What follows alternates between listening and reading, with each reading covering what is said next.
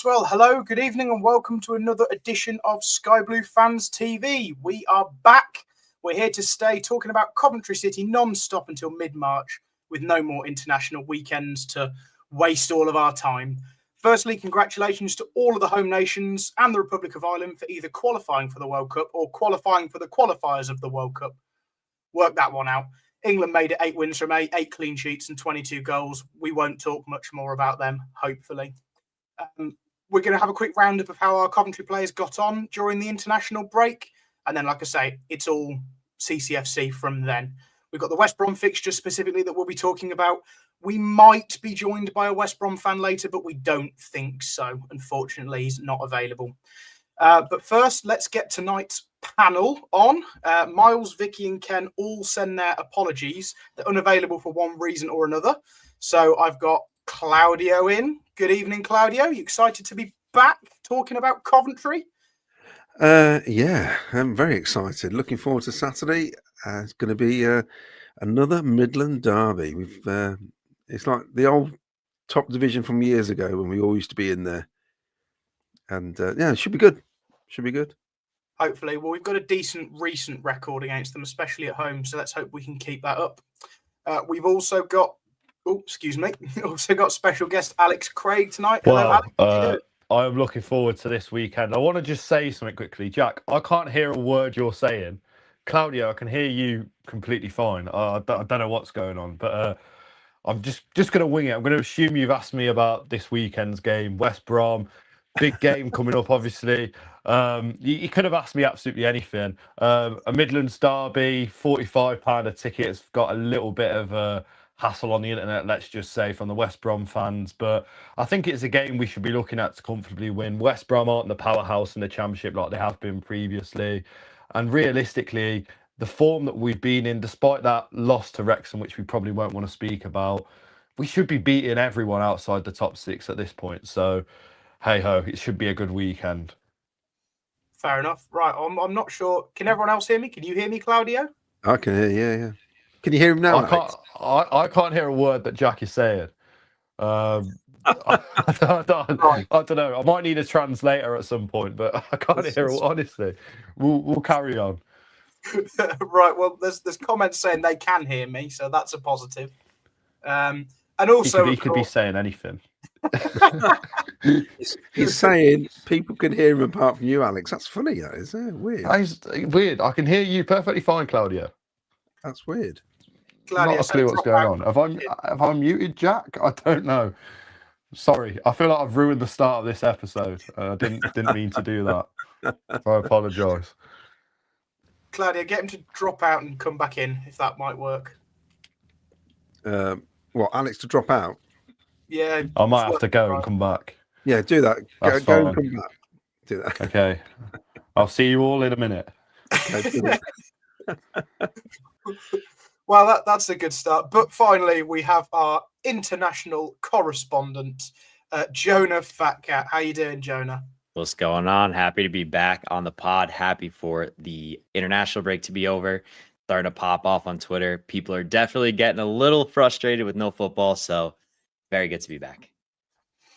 Excellent. Well, firstly, we're going to start just by briefly talking about, I don't want to talk about the internationals too much. We got some hate for that last week.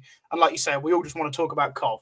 Home Nations did quite well, Claudio. Did you see anything of that? I didn't really keep up with it until the following mornings and just read the goal fest. I kind of was a bit despondent with Italy, to be honest. So I was a bit frustrated with that. It is what it is, isn't it? I mean, England, yet again, have qualified easily, like they always do. But then when they get to tournaments, they can't win them. Whereas Italy are making a right old hash of it yet again. And like I spoke earlier in the week, we've lost 3 qualifying matches in the last 3 qualifiers for the World Cups, which is ridiculous, really, and still can't qualify for the actual World Cup. Whereas Brazil have lost 6 games in this qualifying rounds already and have qualified for the World Cup. Qatar have lost more than they've won and have qualified. And Sweden have made the playoffs and they've drawn 2 games. So there must be loads of countries really annoyed with that, really. That, you know, and no doubt, come March, Isaac and Gyökeres will find a bit of form, won't they, when they get to the playoffs and probably get through. But yes, we'll be playing one of the home nations. We'll play Northern Ireland in the first playoff, and then possibly Wales. So I don't think Italy will get through. Put your money on Wales.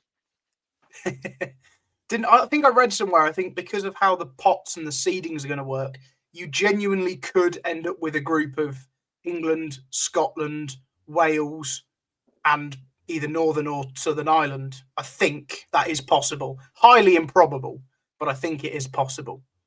That could be a fun one. I don't know, but I just think, I mean, Infantino is the president of FIFA, and they're going to expand it to even bigger next time. And I think he's Italian, you see. I just reckon he's trying to expand it until he actually gets Italy to qualify, because that's what it looks like at the minute. You know, I mean, why don't they just do a world group? Why don't they just, pitch everybody against each other right from the start and do it that way? What, like the new Champions League? Yeah.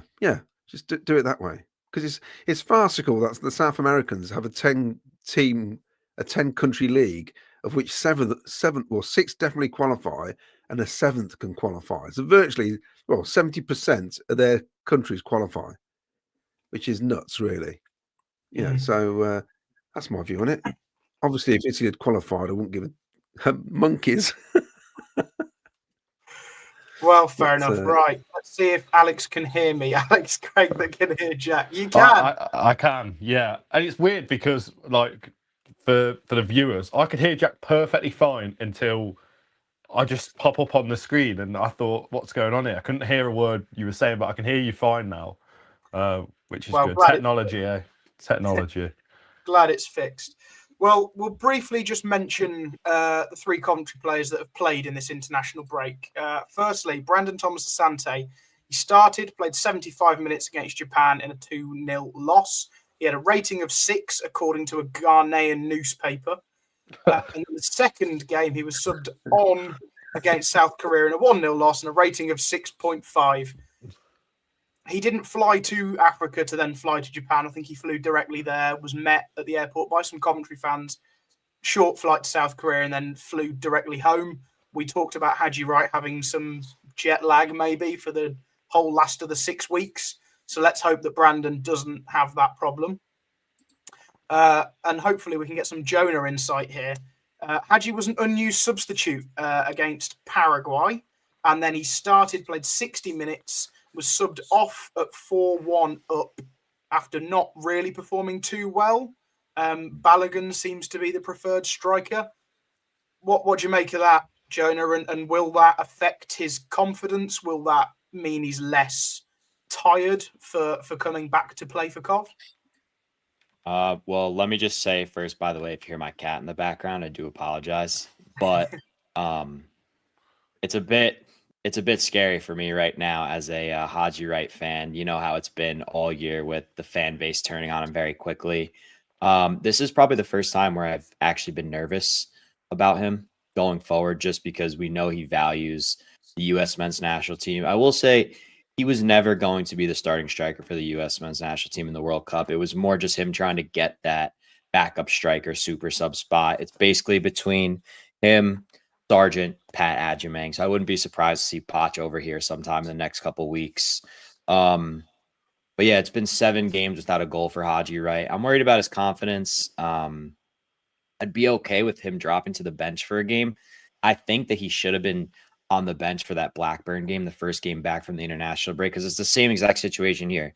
They had a late Tuesday night game. He's going to fly back to England, and then he's going to play another match in 72 hours. And I feel like kind of goes under the radar doing things like that. I mean, you could argue that he looked tired in these last couple matches. So I feel like Sims should get his chance, at least for, a good 60 minutes. And then we go from there with him. We know he's a confidence player. So I am a little concerned, but, Radoni gets back in the squad. The play goes a little bit more central, and we could be laughing at these takes in a couple weeks from now. So I'm a little concerned, but I'm not in full panic mode yet. Excellent. Well, I think someone on our podcast a couple of weeks ago jokingly said that when Haji came back in October, we didn't have Haji Wright, we had Haji left. And hopefully that this international break, we've got Haji Wright back this time. So let's hope and see. Let's hope and see what version we I get. can't hear a word Jackie's saying again. Like, oh my days. I don't know where Claudio's gone. I don't know whether he couldn't hear someone. Maybe you guys.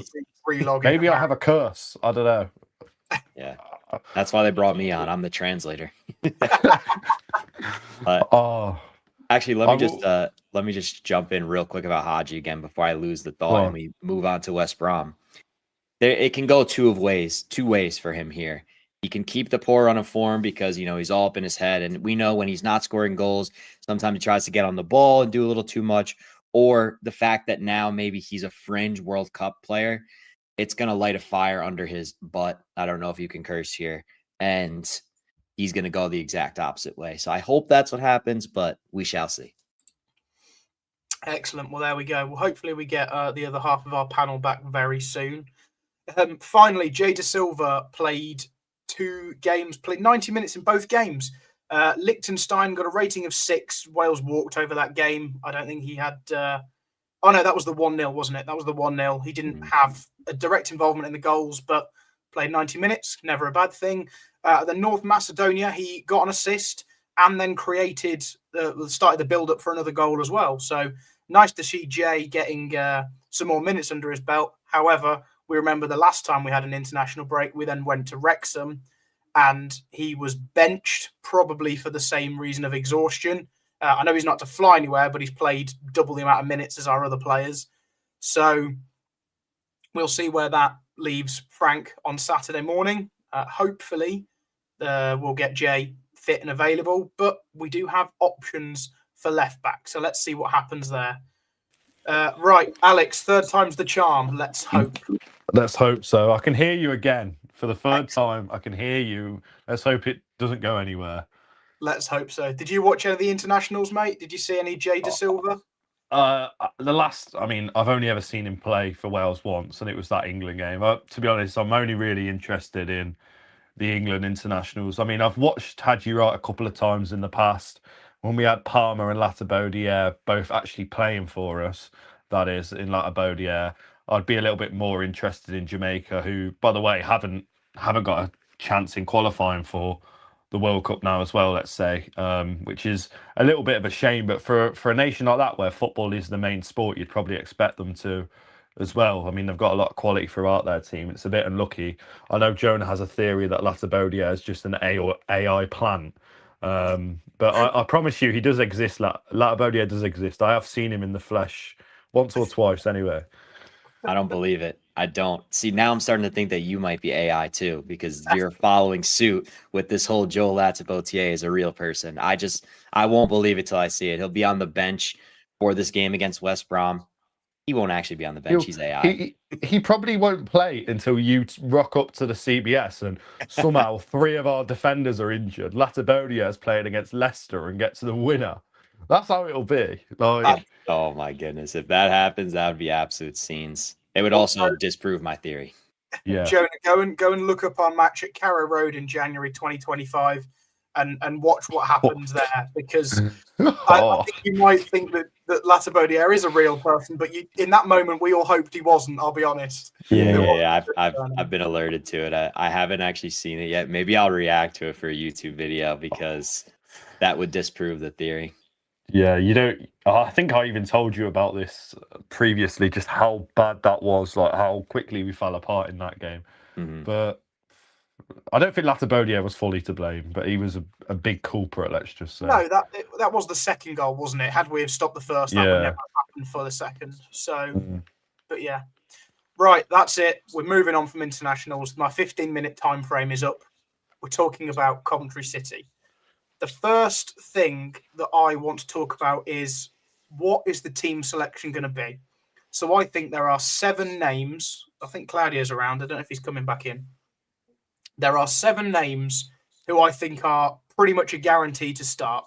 Carl Rushworth, Milan, Bobby, Kitching, Torp, Grimes, Sakamoto. The left back is up for debate based on the fact he's played 2 full games in international. your number 10/second striker, your striker, and your left winger, because we don't fully know how Efron is. We all think he's available. We all hope he's available, but we don't know for fact. So I think of those 7 players, that's going to be 7 of our starting 11. Who do you guys think is going to be the other 4? And will we change formation based on availability of players? I agree with them 7, but I think you mentioned Dasilva at left back. I don't care if he's played 5 games over the international break. He has to start at left back for me. Like we've brought in Angel Brau, who, well, I don't know whether we've signed him as a left back or a left wing, but he's getting minimal game time for the under-21s every kind of now and then, not playing for the first team. And then you've got Jake Bidwell, who, might have been consistent, decent at this level 2 seasons ago, but the difference between him and Dasilva is night and day. I think he might be able to get away with it against West Brom, a player like Bidwell. But for me, it has to be Dasilva. Do you not agree, Jonah? Because I think despite the fact that, he's played a couple of games over international break and whatever, and I think that probably is a benefit to him, that he's had them minutes in the legs and hasn't had any downtime at all. We need Jay Dasilva in the starting lineup. Hopefully, it didn't weigh too heavy on him, but I mean, it's not even just the fact that the one game we lost this year was without Jay Dasilva, because there was obviously other pieces missing, but you felt his presence not being there. So I personally need Jay Dasilva in. I don't feel confident with Bidwell. I don't feel confident with Brau, because, I mean, we don't even know if he'll be on the team come January at this rate. As for the rest of the attacking force, I was Haji earlier in the week. I'm now shifting over to wanting Sims up the middle. Don't think Radoni is fit enough to play. He wasn't pictured in training today, but the social media team, I feel like, is very, I don't even know what the word would be. They've kind of leveled up this year, so they might be doing that on purpose, and then he might be a shock bench inclusion. Then down the left side, they have EMC listed as a muscle injury, which is obviously not true. It was a, concussion-like symptoms, but him or BTA down the left. BTA has to be in the lineup, so I could actually see EMC on the bench for this one. Fair enough. I do think I agree in principle that Jay Dasilva should be our first choice left back. However, coming off playing 2 games in a short period of time, and recently as well, and the fact we have a 3-game week, which we will talk about soon, I would be inclined to play Kane Kessler-Hayden at left back. It's where he played quite a lot of last season for Preston, got their player of the season, or was it young player of the season maybe? So he's clearly can play there, can do it. And Frank's trusted him to play a lot of minutes off the bench and trusted him to start when Milan was obviously suspended for that Wrexham game. I think we could end up in a situation where Kane starts at left back. Don't know what you guys think about that. Yeah, I think that's probably a better idea than Angel Brau or Bidwell. The only thing for me that probably makes me question that a little bit is the fact that in the Wrexham game we started Bidwell and not Kessler-Hayden was on the right, wasn't he? So I've just outthought myself. Never mind, ignore what I was about to say. But yeah, I think if we do play Kessler-Hayden at left back, it would work a lot better than the players that we have that play in that position anyway. And for the rest of the team, I mean, Mason Clark and Radoni, I think it's just one of them, the fact of how they feel come Saturday. I mean, I know it's now Thursday, so, 48 hours away, but I'm sure at the start of the week, either of them would have been fit enough to play in this game. And, I mean, Joan, I think you said a concussion's like a 2-week sort of injury in the American football, but then I assume in, football, the actual football, it's a little bit different because the players aren't used to it as much, and it's probably something that, they're probably going to get once or twice in their career compared to, playing American football. It's probably a regular injury, the sort of thing that you'd see every single week. Usually in the NFL, obviously concussions are more common. They have independent physicians that will keep you out. I'm sure this football has some sort of thing similar. Usually it's missing 1 game, and there's a game a week in football. So EMC had 2 weeks, but way less of a common injury. So I think maybe to be safe, they may hold him out. But Mob isn't the most accurate, but they have him early December 2025. So in theory, that would have him missing this game. But I also just realized I mentioned that if EMC is out, we'd play BTA down the left. But then that also leaves us with no number 10. So that also complicates things. I don't think Frank would go with a back five at the CBS. Also, we know Wolfie looked a bit off it in the last game. So there are some interesting little positional debates you could have here. Could we potentially see a Brow appearance down the left side? That would be insane. I don't know. I don't know about that one. I'm not trying to judge a player that I've seen play 60 minutes of football, but it's just worrying when he's not even making the bench for certain games and him being a summer signing. It's a little bit worrying for me. He's looked okay when he's come on, but these are cup games and friendlies, and it's so hard to judge when the quality of opponent is a lot lower, or not what you'd expect at this stage of the season as well, where at that point it's just teams focusing on fitness. Now we're really in the thick of the season, over a third of the way through. We've got a 3-game week coming up. So if Mason Clark's not back till December, he's missing 3 games. 3 very big games as well in West Brom. And then the Middlesbrough game midweek is huge. Like, that's the 6-pointer as if I've ever seen one for us this season. And then even the game next weekend against Charlton is not an easy game. So if he misses them 3, it's a massive blow. But I'd hope by the Charlton game we've got Rodoni and Mason Clark back in the side. I think the 3-game week is another reason I would be playing KKH at left back, save Dasilva for the more important Tuesday fixture, because like you say, it is a 6-pointer. And then hopefully he can take that bit of momentum into the Saturday, where we've then got a week after the Charlton game before our first away game. Before we talk about who we're going to play as our front 4, I suppose, Claudio, have we got many comments to talk about? Yeah, we have.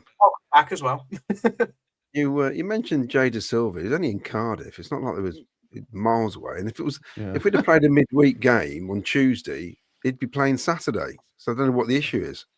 Well, the thing I mentioned, Claudio, isn't the jet lag for him because he's only been to Cardiff, like you say. It's the fact he's played 2 lots of 90 minutes.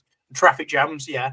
But also it's the fact that last time he went on international duty, he played 2 games and then was dropped or rested against Wrexham.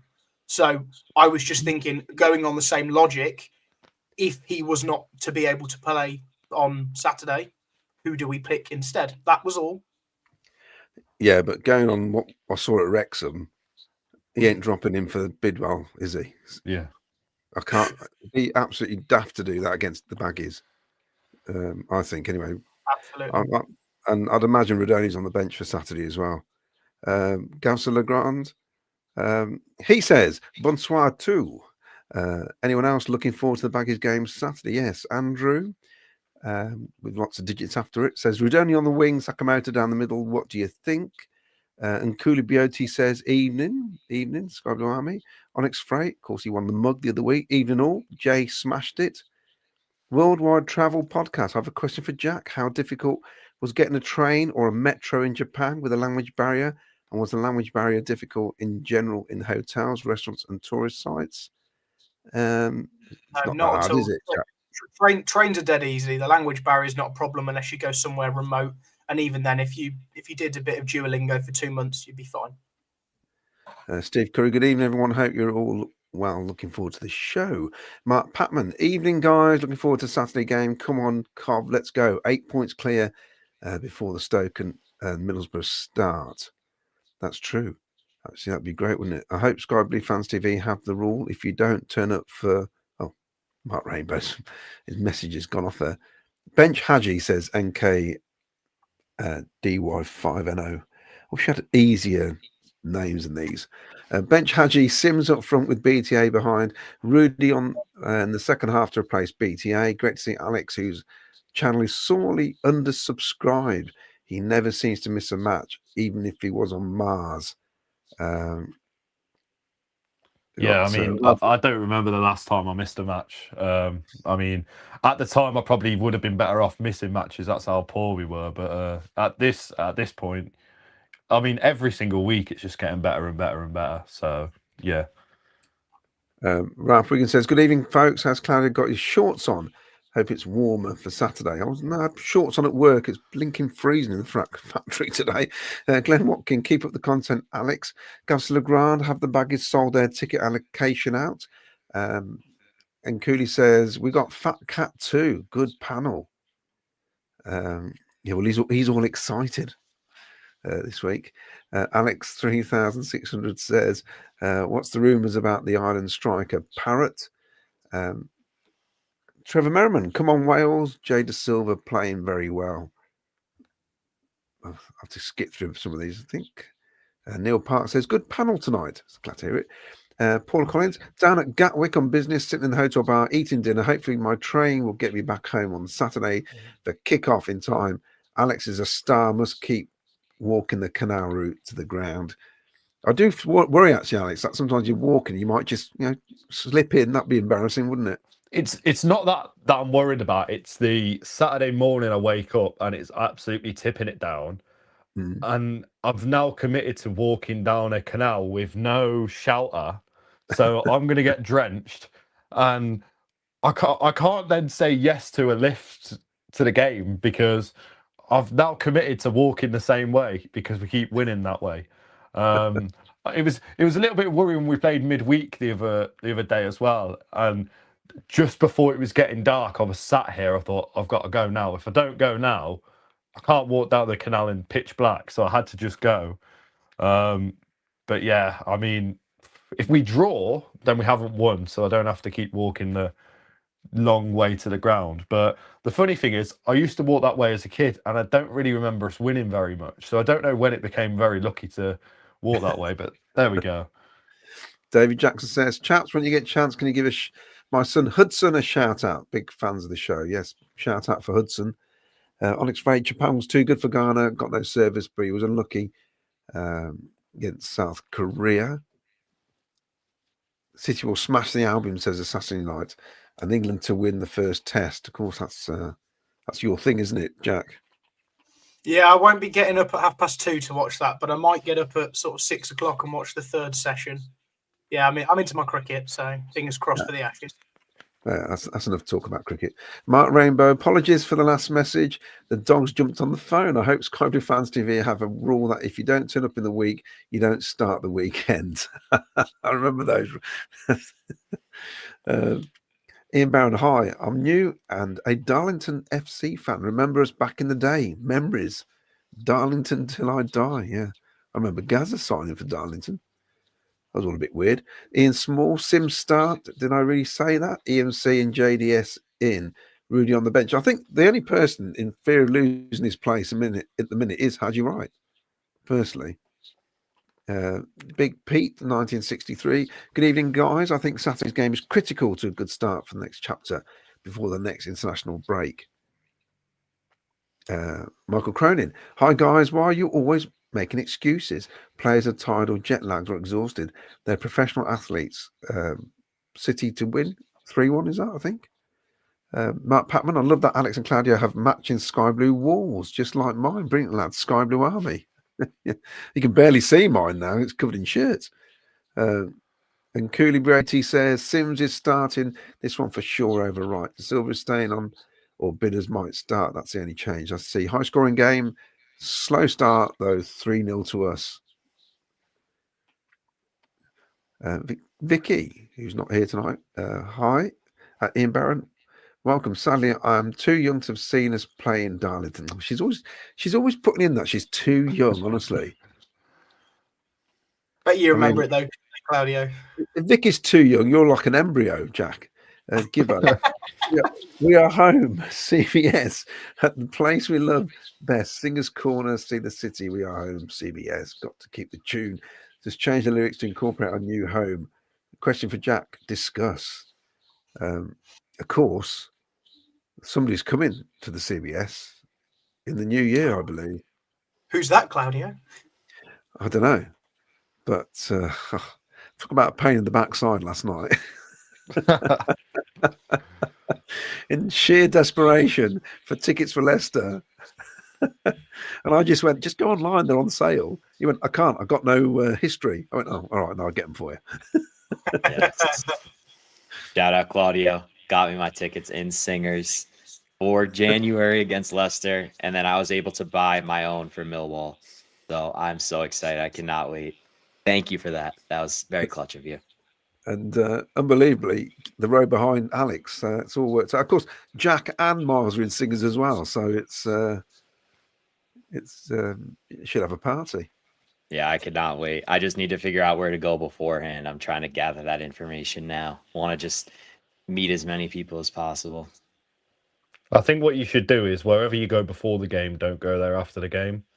So Yeah. then you've gone to two different spots. Like the same people will always go to the same pub before or after the game, or so if you go to one place before and then another place after, you've kind of touched base. I mean, I went to the fan zone the other week. I thought it was actually really good. Wasn't expecting it to be as good as kind of it was, if that makes sense. Like a lot of stuff seems quite, I don't know, with modern football, quite manufactured. It's in the ground. The one thing that we don't do that the Americans do that I actually wish we would do, but at the same time it's going to be freezing in January, is all that tailgating and stuff, because that actually looks fun, but it's just not a thing here, like not at all. So yeah. I was actually tailgating this past weekend. I have a YouTube video that I'm editing up for it, and it was, well, Celsius, it was 0 degrees outside. We got there at 6 a.m., 7 hours tailgating. The game kicked off at 1 p.m. It was such a good time. But I'm thinking, since I'm going to be going to 2 games, I was thinking maybe either the fan zone or outside the CBS for the first game, since it's early and I'm staying at the CBS. So it'd just be easy in the morning. And then maybe like Dylan's for the Tuesday night Millwall game. But I'll put it out there and just pull it up and see what people think is the best option. Well, you can do the anecdote, and you can do the conference centre on the same day if you've got plenty of time. Yeah, sure. But explain to everybody what the tailgating is then. Oh yeah, so tailgating is literally you go in the parking lots in or around the stadium, and you bring your cars and you bring tables, tents, grills, alcohol, food, speakers, and every single car basically has their own little setup. So we were probably in the lot. We were in one of maybe 100 cars, and we pull up at 6 a.m. We back the car in. We open the trunk, and we just plop everything out. Like we had, what did we have? We had a table, a tent. We had 24 bagels. We had pulled pork, mac and cheese, probably 150 beers, and just 7 hours just hanging out, partying, talking to fans, talking trash to rival fans, and then everyone usually goes into the games. I didn't go to the game, but sometimes I do. That sounds like a car boot sale. So fun. I can't even explain. It's like, if you ever come to America, you got to go to an American football tailgate. It is, hopefully they do it for the World Cup. That'd be insane. It'll be warm out too. Yeah. I mean, it's just a crazy thing though, that like, I mean, just in sport, like here in England, I don't think it's a thing at all. And like I've seen it in Spain, which is probably the closest I can really think of everyone just lingering outside the ground.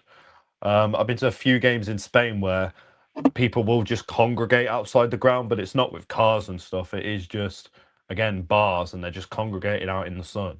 But 0 degrees Celsius, God, I'm not hanging around outside. Like, that's the sort of weather that gives Dylan's a bad couple of weeks, because it's so cold in there. So if people don't want to sit inside, I couldn't imagine what the tailgates would be like in England. Like Millwall on a Tuesday night, it will rain, Joe, and it will be freezing. I can already see it now, and it's not going to be. It's going to be a sluggish game. I think we all know Millwall at home is going to be just one of them games where we'll probably win, fingers crossed, but it's not going to be a great game of football. Millwall don't play the best style of football. There'd be no one that wants to tailgate on a Tuesday night. If it was a thing in England, no one would. Into the pub, Yeah. Well, also, I think maybe another reason too is because our stadiums are massive. Same size as the new Birmingham City Stadium, typically, usually around 60,000, which we'll see how that goes in a couple of years. So there's probably just isn't enough bars or pubs to fit everyone, but it's hard to explain unless you actually experience it. It's vibes. Here's the real question. Claudia, I know you got the ins with the higher ups. What happens if we set up a tailgate outside the CBS? What are they going to do? Is that illegal? What happens if I bring a table and a bunch of food right outside the stadium? I don't think you can get down there. No, like the parking lot or something. Yeah. I don't think you can. Oh, I think we've got our Albion fan in the background. Excellent. Well, we'll get him in a minute, hopefully, if he's when he's got his camera sorted. Right, what do we think is going to be our front line then? I think we've talked about the left back position. We think it should be either Dasilva or Kane if you're desperate. Efron, I'd love Efron to play. I think BTA is just undroppable at the moment. Tats nailed down, like we said. Haji's the only one up for debate, and I genuinely would start with Ellis Sims. What about you guys? I think Sims is a good option to have. What worries me a little bit about him is he seems to be a bit better off the bench. When he has like a 20, 25-minute cameo, I think he offers a lot more to the team. And he looks a lot fresher. When he's starting in a game, I think he quickly gets found out, just his work rate, really, compared to the rest of the team who, are a lot fresher in the first minute than they are in the 70th, 75th minute. So it's a weird one. I would start Sims, but if you'd have asked me this at the start of the season, I'd have said, let's sell Sims. So it's a strange one. And it's funny because obviously Sims 2 years ago got quite a decent return. I know a few of them goals were in FA Cup games against sides in lower leagues, or Rotherham, who were absolutely terrible. I think he got a hat-trick against Rotherham that season. But even still, like, Sims, there is a good player there. You ask a Hearts fan, you ask a Blackpool fan about Ellis Sims, and they'll at least be able to compliment him and say he's a good player. So he's definitely one that just needs a bit of confidence. I think Haji Wright is one that already has that confidence. It's just more of an effort thing sometimes. And it frustrates me because sometimes I watch him and it feels like he's just not giving 100%. So for me, I'd drop Wright. It'd at least give him some motivation on Tuesday night to go and get something against Middlesbrough. Because I think, most Coventry fans will go into that and think, right, if we win this, then we're really in a good position to get automatic promotion. And Wright will probably think, well, I was dropped on Saturday, so this is my chance to get back in the team. That's just my mentality. I don't think he's one of them players that puts the team first. I think he very much puts himself first. But I'd definitely start Sims Saturday, not just to teach Haji a lesson, but I think it's a big opportunity for him to prove himself as well. Yeah, comments just come in here. Wright needs to kick up the arse, and benching will do that. Absolutely. That's what we've both just echoed there. Claudio, would that be the team you start with as well? Yeah, it's going to be very close to that. I can see Sims starting. It wouldn't surprise me, but then I can see BTA up top as well, even though he's had the long haul flight and all the rest of it. These are it's not somebody already said. We can't keep making excuses for long distance travel and all the rest of it, as far as I'm concerned. And we've managed in other games, haven't we, after the internationals? We've not been that bad. We've been a bit slow, but we've not lost, have we? Obviously. So I can... But then, with Frank, he's fairly loyal, isn't he? He is loyal. So it wouldn't surprise me if he starts with Haji up front. It's... I don't know. It's a difficult one, Jack. Because you look at the results, and he's part of a team that keeps winning games, even though his contribution in the last 5 games has been 0, pretty much. I think no shots on target in the last 3 matches. Is that right? I think that's right, isn't it? And also, Rich Overton sent me a message, and where he asked the question, which I thought was quite interesting. He asked me how many games has Wright been the only goal scorer, and we've won. And he basically said, last season was Sunderland, we got all 3, and none this season. And in his first season, 3 matches: Blackburn, Millwall, Watford, and all those were coming in from the left-hand side, so not as a centre forward. So does he? Although he has scored plenty of goals. Has he scored meaningful goals? In fact, if you know what I mean, goals that have really counted in a match. I mean, you think of the penalty at Wembley, maybe as well. The winner of Wolves as well. Yeah, and the winner at Wolves. Yeah. That's a nonsense stat. He scored the goal in extra time against Norwich City this year to tie the game and get us that point after the international break when we couldn't create anything. Scored a penalty at Derby County earlier this year to equalize the game when we had that comeback. That was the second game of the year. He scored the first goal against Oxford United in the 2-2 draw. to date, the only goal that wasn't influential I can think of was that one that he scored against Sheffield Wednesday, which was offside, but they didn't call it. I'm sure there's others, but I'm not a fan of that stat. I think that's just people gripping at straws trying to find a reason to drop him. And I mean, the form is enough to drop him. They don't have to go and keep digging. That's my opinion on it. Well, Yeah, Haji Wright's #1 fan. It's just not fair. I just don't think it's fair, the criticism that he gets, because the first thing people go to when a striker stops scoring is their effort. And even when he's in pristine goal scoring form, his effort off the ball is the same. So it's like, it's not like he's checking out. It's just the simple fact that that's who he is as a player. So it is what it is, you know? Shall I bring Laurie in, Jack? Yeah. Go for it. Let's see what he's got for us. Hello, can you hear me? Good evening. Can you hear me? Yes, we can. Yes. How you doing? My phone. I'm sorry, but I've been stuck in the Essex countryside for the last hour lost. I had to help a mate out today, and turned out to be a bit of a nightmare. But there you go. That's I'm here. What do you want to ask me? What do you want to ask me about West Bromwich Albion at the moment? Well, firstly, Laurie, I want to ask you something. You've written a book, haven't you, about one of our heroes, basically, and also an Albion hero. I'm glad you said that. I'm glad you updated to that as well. Yeah. Yes, Cyril Regis, I did. Yes, working class hero. So just tell us a little bit about that then, if you can, please. Oh, what can I say? Cyril was my mate. I met Cyril in 1978 after he came to the club. We shared a train journey from Birmingham New Street back down to London. And by the time we reached London, I knew everything about Cyril and his life, and he knew everything about me and my life as Albion snapper. I've been Albion snapper since '75, so I hadn't been at the job long at that time.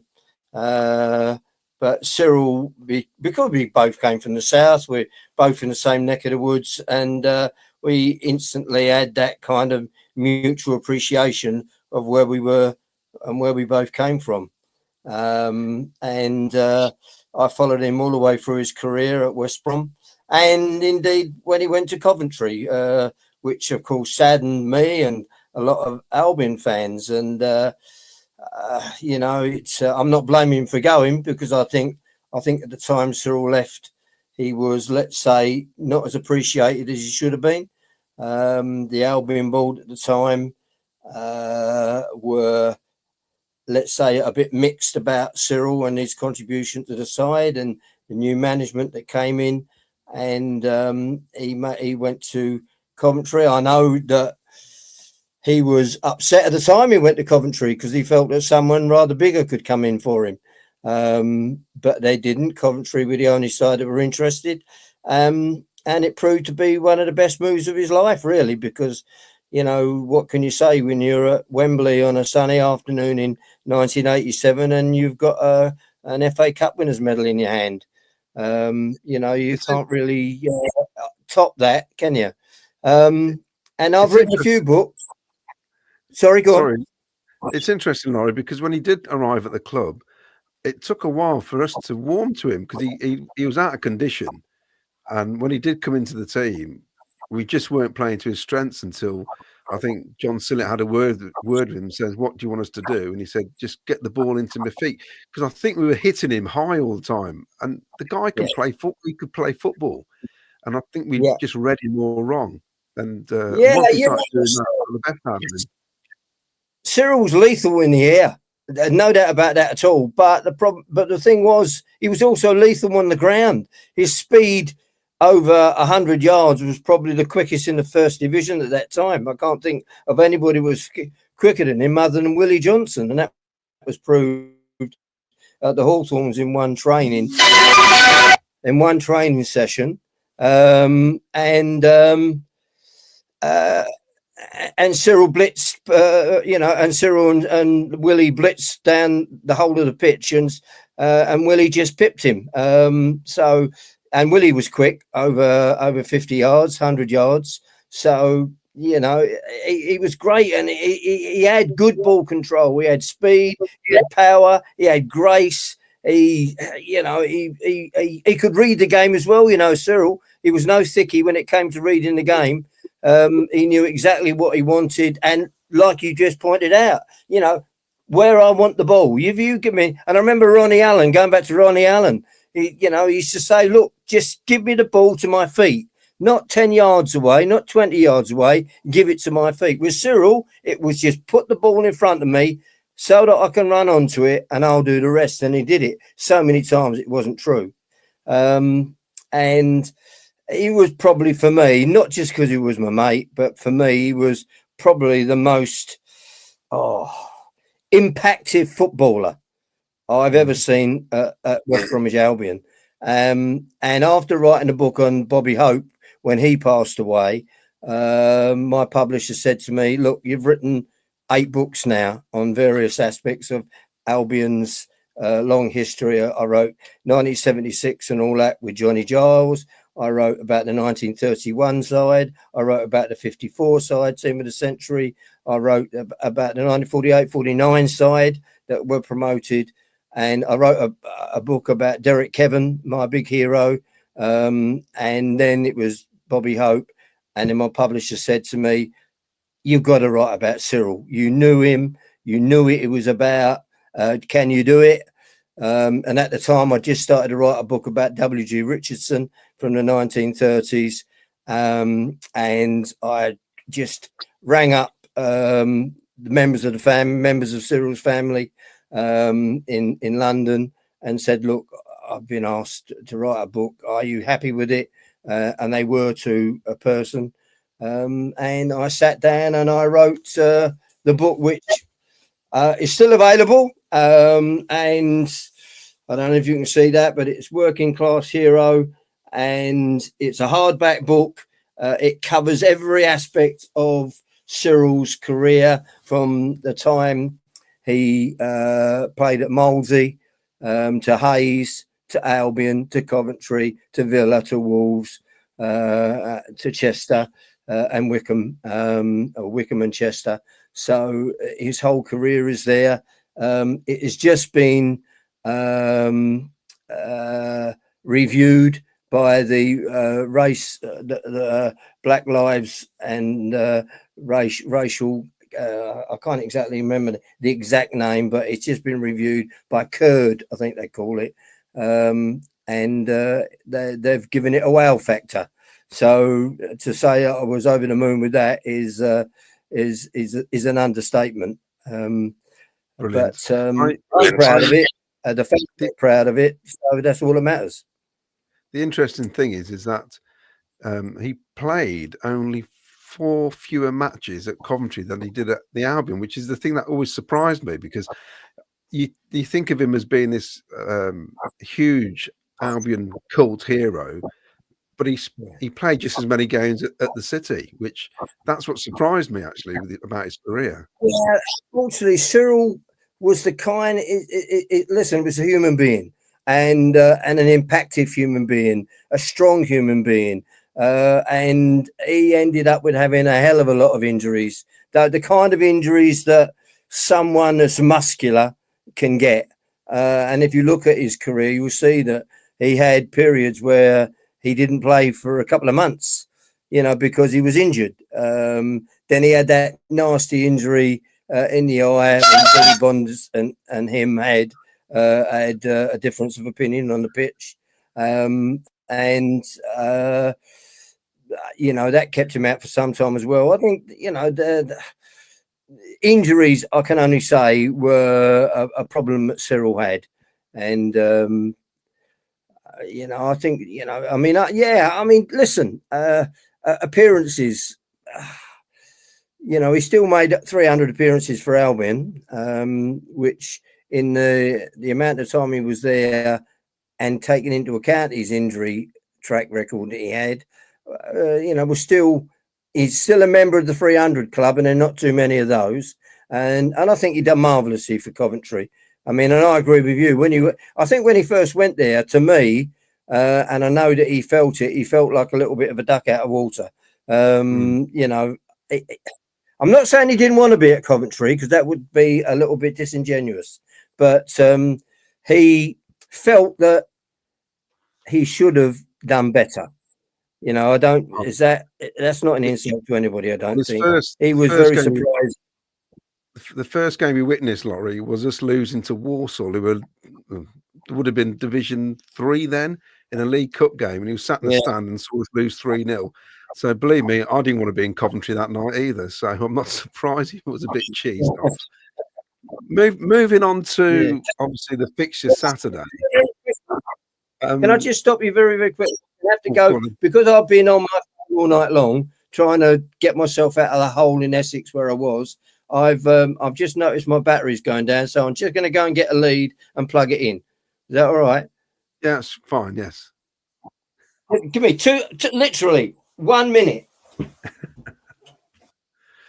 So Laurie now is, for those viewers who are watching in black and white, Laurie has gone off to find the lead. This is proper live stuff. This is. I love the text message notifications he's getting as well. It's like he'd said a swear word and he went doo doo doo doo. I'm just plugging it in. That's all right. Like live telly, eh? You don't want to know the kind of day I've had. I'll tell you honestly. No, I don't. That's one that comes around every now and again. Right, moving on. Are you there now? Are you ready? Right, there we go. Right, moving on. Oh, moving on to this week. Now, this weekend's fixture. I can see you. Right, you mentioned 1976 and the promotion year. Yeah. I used to live in Lower Gornal, and the Baggies had just been promoted to Division 1, and you played as pre-season friendly. My dad says, "Come on, let's go and watch us play the Albion," and you beat us 5-1. I'm so glad this fixture isn't at the Hawthorns, because we have an awful record over the years against the Albion. I mean, between I think 76 and 83, we won one game. I've got the chocolate kit on. It's the famous 7-1. We've had 6-1 thrashing, 5-0, 5-1. I was there that day. Yeah, so was I. I was there as I would have been 14 probably. Yes. So looking ahead, then I believe you're coming, aren't you, on Saturday? I'll be there because I'm hoping to meet up with Brandon before the game. He's a good kid. Someone else who was a bit disappointed he had to leave Albion when he did. We needed the money. The bid came in from City. The board felt it was too good an offer to turn down, and Brandon had to go before he'd really shown what he could do. That was a disappointing thing for me, because I always rated him. I liked his attitude. I liked his his gritty ability, and even when things were going wrong, it didn't get him down. He always rose above the adversity that maybe he felt. I remember when he got sent off for Albion for 2 yellow cards, he was absolutely forlorn about it, and quite frankly, one of the yellow cards he got was ridiculous. But there you go. But now that he's gone to Coventry, when I came in, I first heard someone say he's undroppable, and I think he is. He's he's your top goal scorer. I think he's a top goal scorer in a championship.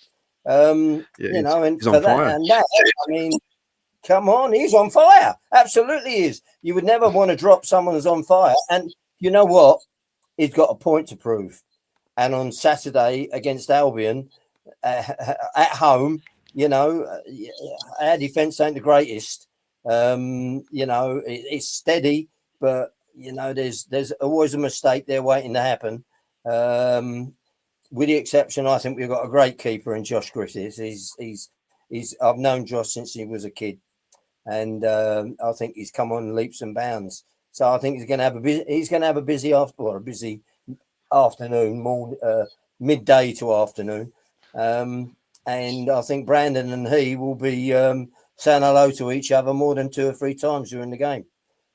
So there's a question for you then, Laurie. Sorry, Alex. Do you think you're going to get your money's worth on Saturday?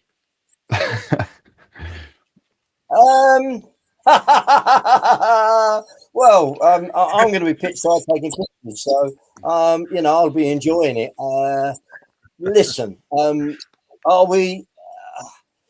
the underdogs without a shadow of a doubt. You're on fire. You're top of the league. You're at the moment. You look like you're pretty unbeatable. You're strong in every. You're strong up front. You're strong in the middle of the park. You're strong at the back. You've got to be favourites to get promotion now anyway. So I would say we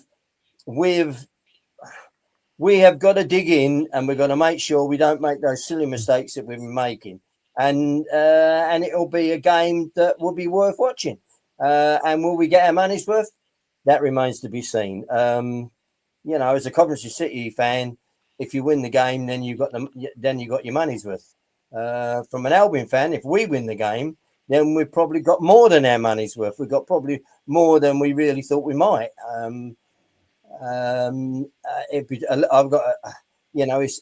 It's going to be a difficult one. The fans have had to cough up a lot more money than they would have liked to have coughed to get into the game. Are obviously going to see Albion, have a go and try to prove a point. And I think we will. I think this is a new manager we've got. He's a young manager. He's learning the trade. Listen, when Frank started in management, he found it tough. Any young coach who gets into management, perhaps before an age where in the past you wouldn't have even been considered to manage a first division or a second division or a third division football club, let alone a Premier League football club. It's a toughie. He's learning. He says he's learning on the job. Unfortunately, nowadays you don't get that kind of time. You've got to get results, and if you don't get results, you're going to find yourself looking for another job. I hope that's not the case with him, because he is, he's a sincere young man, as is your boss. He's proved he's earned his spurs. He's going well, and I think by the looks of it, he's going to be managing a team in the Premier League next year. Hopefully. Alex, you wanted to ask Laurie something? Yeah, just something quickly about Asante. So when we signed him, I remember reading a lot of comments saying that, he's only going to get you 10 goals a season. He's very much a luxury player. He's already got us 10 this season, and I've been joking saying that most West Brom fans believe he won't be able to score another goal now until the end of the season. Did you feel a bit frustrated when you sold him? Did you think that there was a player there that maybe hadn't come out of fulfilled his potential? I think he has, in fact, this season. But how did you feel at the time when you sold him to us? I wasn't frustrated. I was angry because, yes, I did. I honestly felt that he was a player who was going to get us more goals, more goals than the Albion board obviously thought he could. Was he a luxury player? No, he was a young kid who came from Salford, to learn his trade, if you like. He came out of what was Salford? Were they League Two then when he came? Yeah, I think so. Yeah, and I don't think he'd learned his trade when he left Albion. And that's the frustrating thing about it. That's where the frustration comes in. I don't think he was given a chance.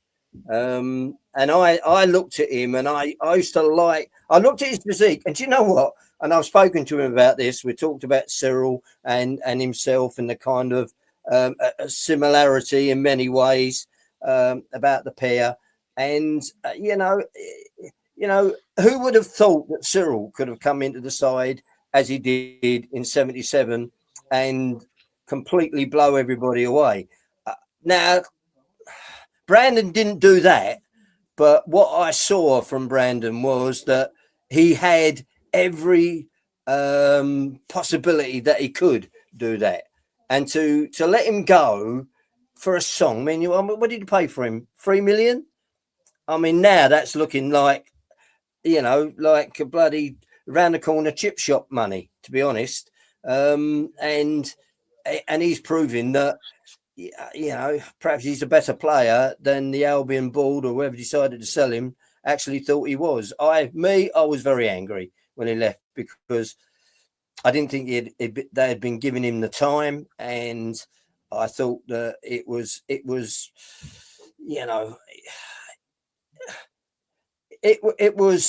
false. It was false accounting. 3 million quid, really? What does that get you nowadays? And that's where the anger came in.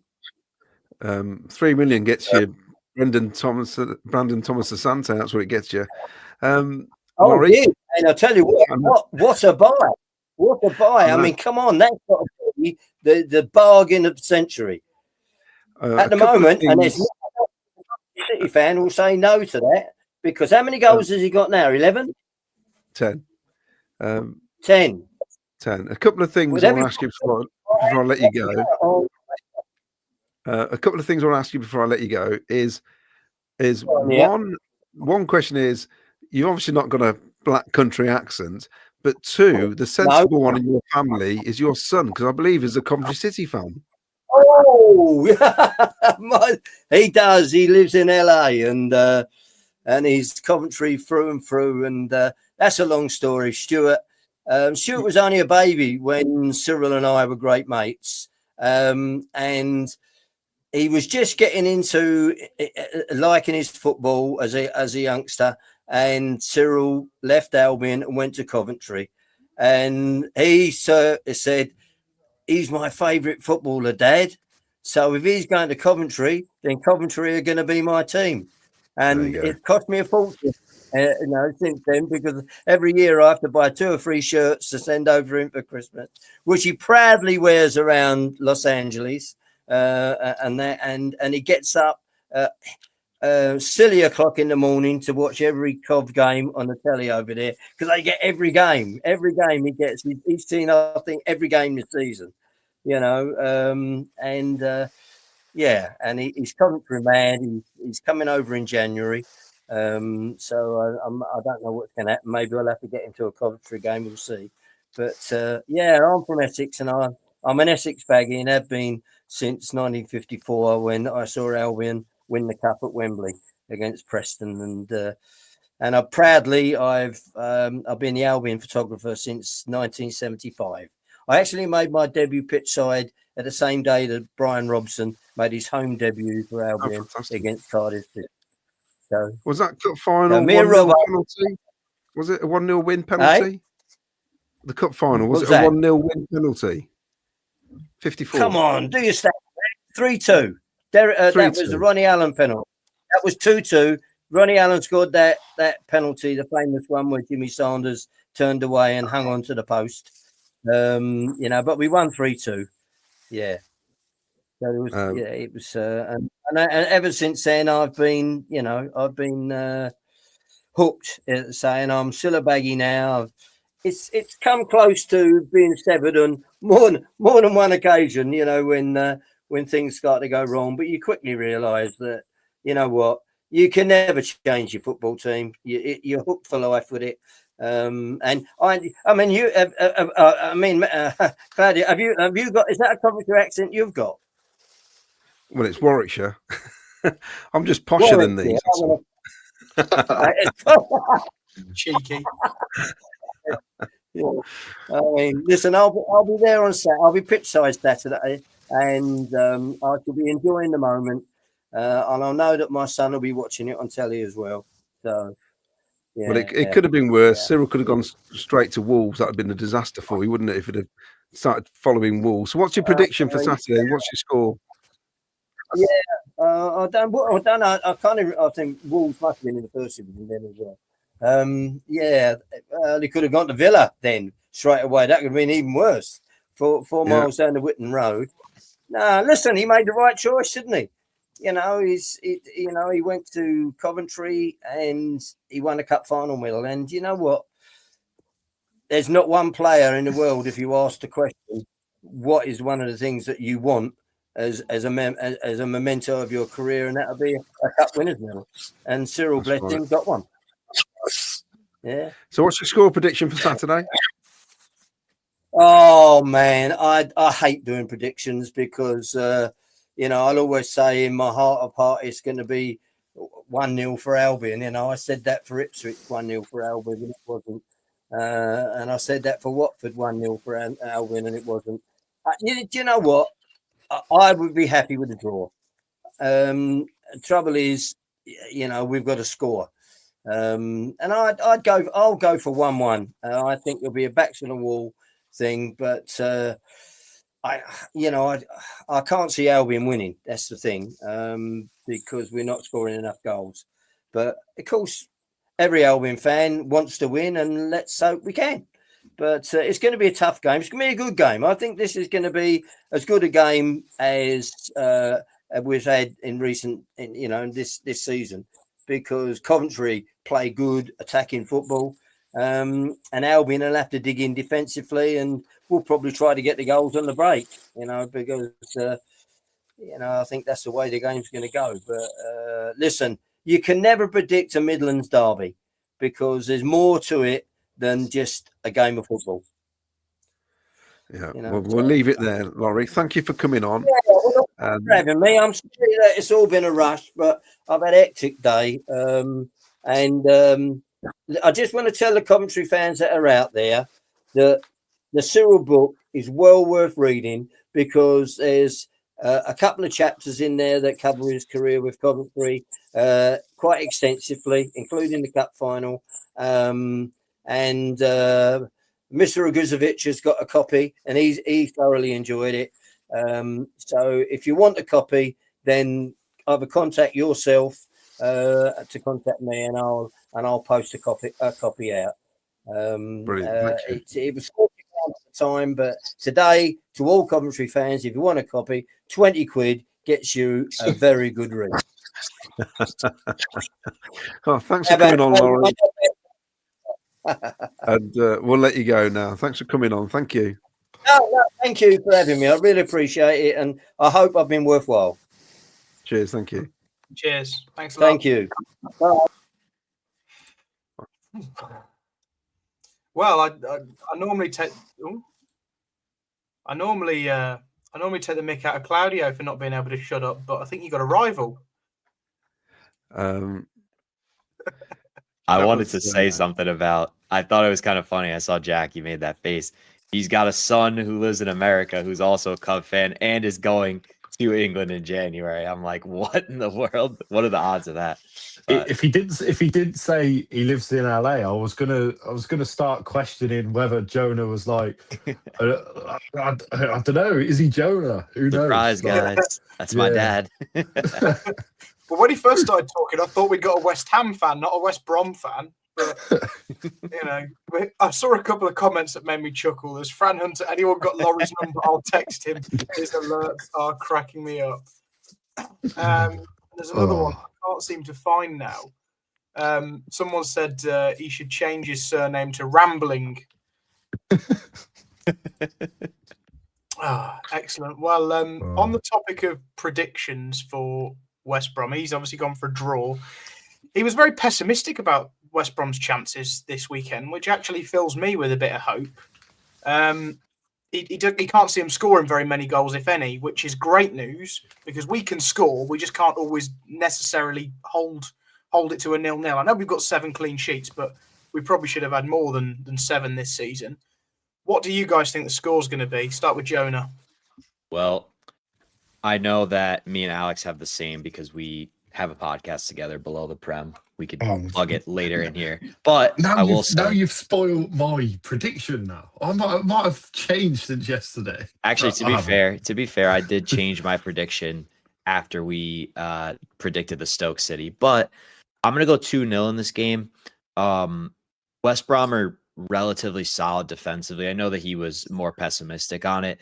Their attack is definitely less strong than their defense. They do have one of their staple defenders out, George Campbell, but I think at the CBS, Cov like to come out a little bit flat-footed after the international breaks, but I still think the quality is going to be enough for a nice 2-0 victory, 1 goal in the first half, 1 goal in the second half. Little bonus point here. I think Jack Radoni, if he gets in the game, will get on the goal sheets one way or another. Interesting. We've had messages in from Vicky and Miles. Vicky has also gone for 2-0. Miles has gone for 1-0. So clean sheets all round so far. Alex, what do you think is going to? Well, I've gone for a 2-0 as well. I think just from looking at Albion's recent results and performances, they've not really been, in that final third good enough, to be honest. Gone are the days of West Brom being the boing baggies. They just seem to be settling in mid-table. As for us, I mean, every single week things are getting better and better. So we're at home. We've got the home advantage. We're against the side typically we don't do well against. Only, I think Claudio brought up us having a bad record at the Hawthorns. In my lifetime, we've only won there once, and that was in 2007. And this is a team that we've played quite regularly as well in recent years, and obviously the early 2000s as well. So realistically, it's a game where it doesn't matter where West Brom are in the table. It's a bit like really Preston and teams like that. You can't be too confident, but I'm going to be confident here. I'm going to say a 2-0 win. I don't like picking goal scorers because sometimes when I say, I don't know, Sakamoto's going to score, he doesn't.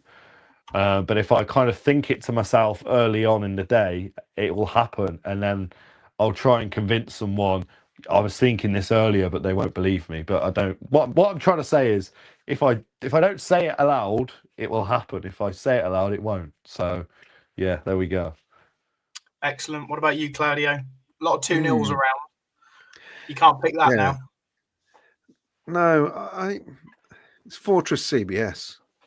Let's be honest. We're a different animal at home, aren't we, compared to when we're away from home? Because we're still a bit tentative when we play away from home. So I think we could have a really good day Saturday. We're top of the league. And with that, it brings confidence with the home crowd. We're quite expectant now, aren't we? And it can lead to frustrations as well when we don't, blow teams away in the first 5 minutes.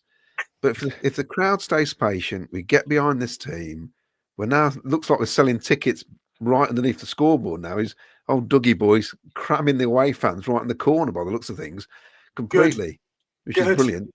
I can see us winning. I think it'll be about a 2-1. I still feel, but it'd be a comfortable 2-1 if that makes any sense. So what you think, like consolation goal for them, sort of towards the end? Yeah, something like that. But I can see we win 2-1. Yeah, the thing is, when they score, it doesn't matter who it is. I'm always the same. If we concede in that last 15 minutes and we're 2-0 up, and like the Portsmouth game is the best example. Straight away, like you just mind of being a Coventry fan for however long just switches back to what it is. Because straight away, you've got that negativity of this is Coventry, we can throw away a 2-0 lead here.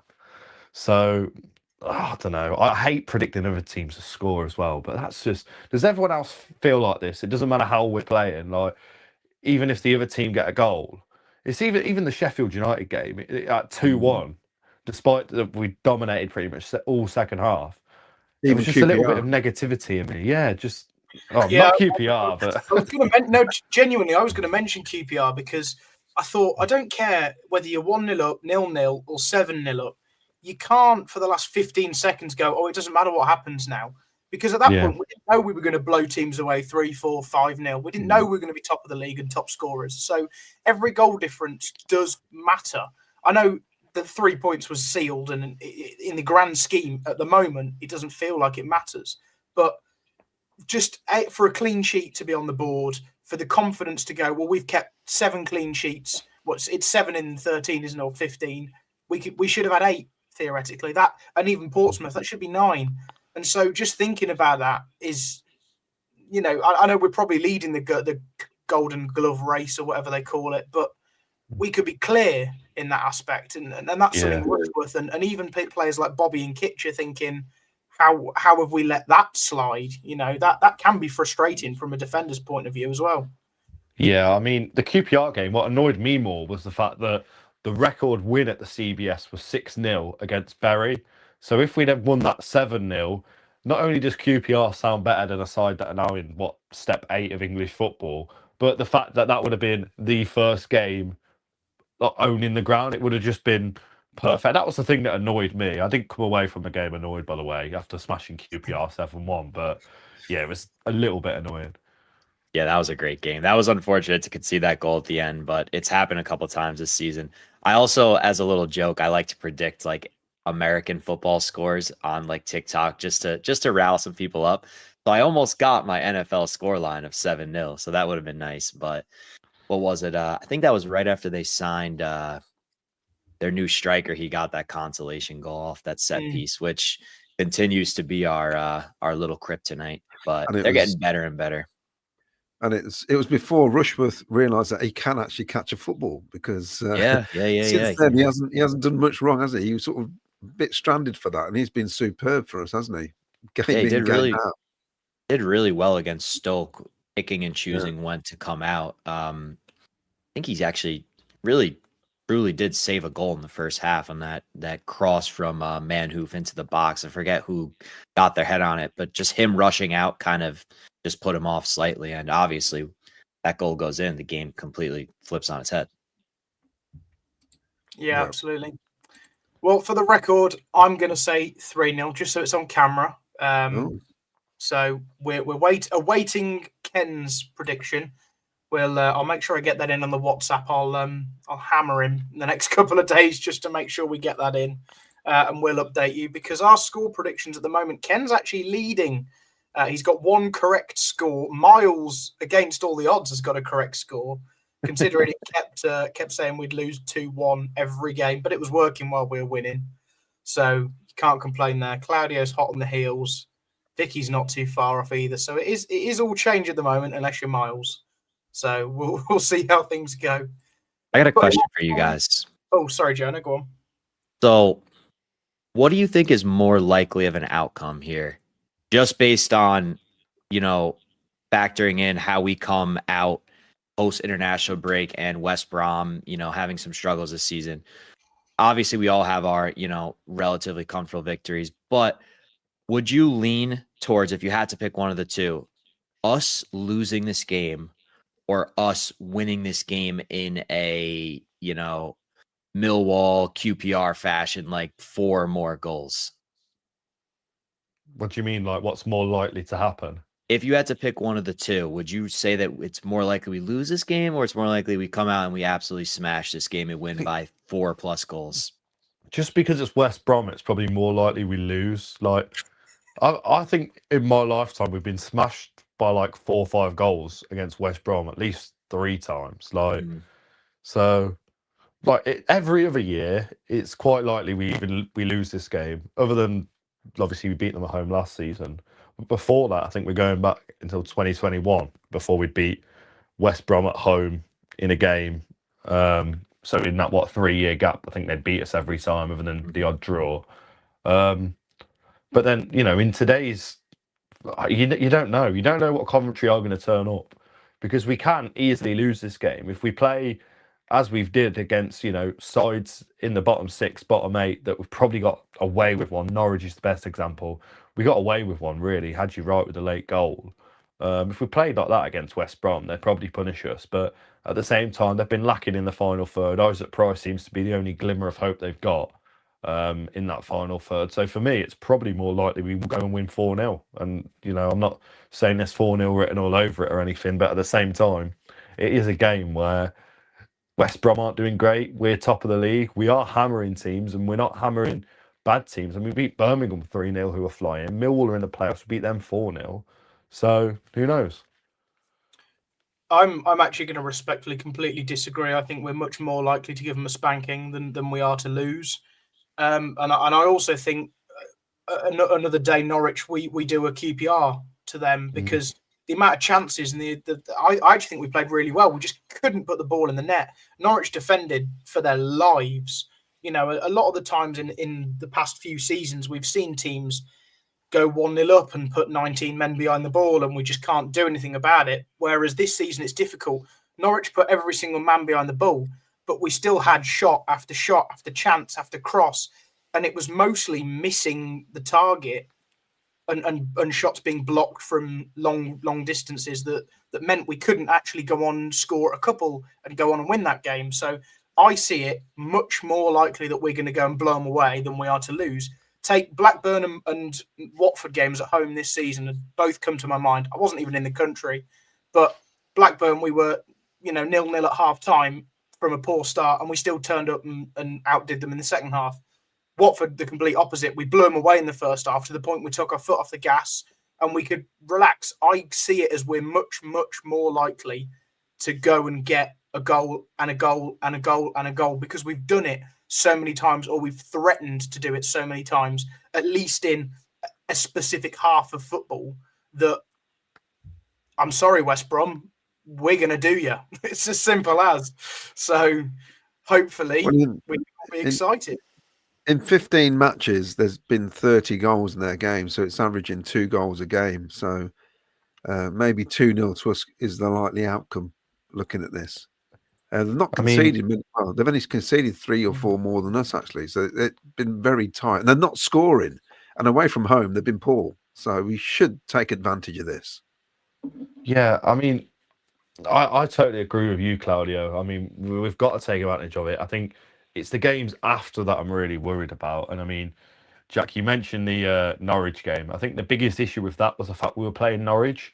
If Norwich weren't Norwich that day, we'd have been totally fine. It was just the fact that we were playing a team we hadn't beaten at home since August 2008. And I mean, I don't even want to go to Carrow Road, especially the fact it's on a Monday night. They could still be bottom of the table, still yet to pick up a point at Carrow Road this season. And if you get me on here pre that game, I will say Norwich are going to win. So I think we could be 10 points clear, and I'd still say we're going to lose at Carrow Road because, again, we were both there last year, weren't we? We know what happens. Jonah, do your homework and watch the game. Oh, I'll be reacting to it. That's also unfortunate. I'll be leaving Europe for my trip that weekend, so there was a small possibility I would have went to the game, but I can't now, obviously, because it's on a Monday night. Yeah, that is a shame. Sky TV, we all know what we think of it. That's the thing as well. Jonah, if you were in the country, you like on the Saturday, it would have been pretty slim that you would have got a ticket for the Saturday game. But the Monday, it's just going to be everyone buying a ticket and then wanting to resell it for the 30 points or whatever it's going to be worth now. Mm-hmm. And yeah, it's a real shame. Better off if we have poor form there. But also, we could see that Joel Latibotier masterclass by then. I feel like that would just be poetic.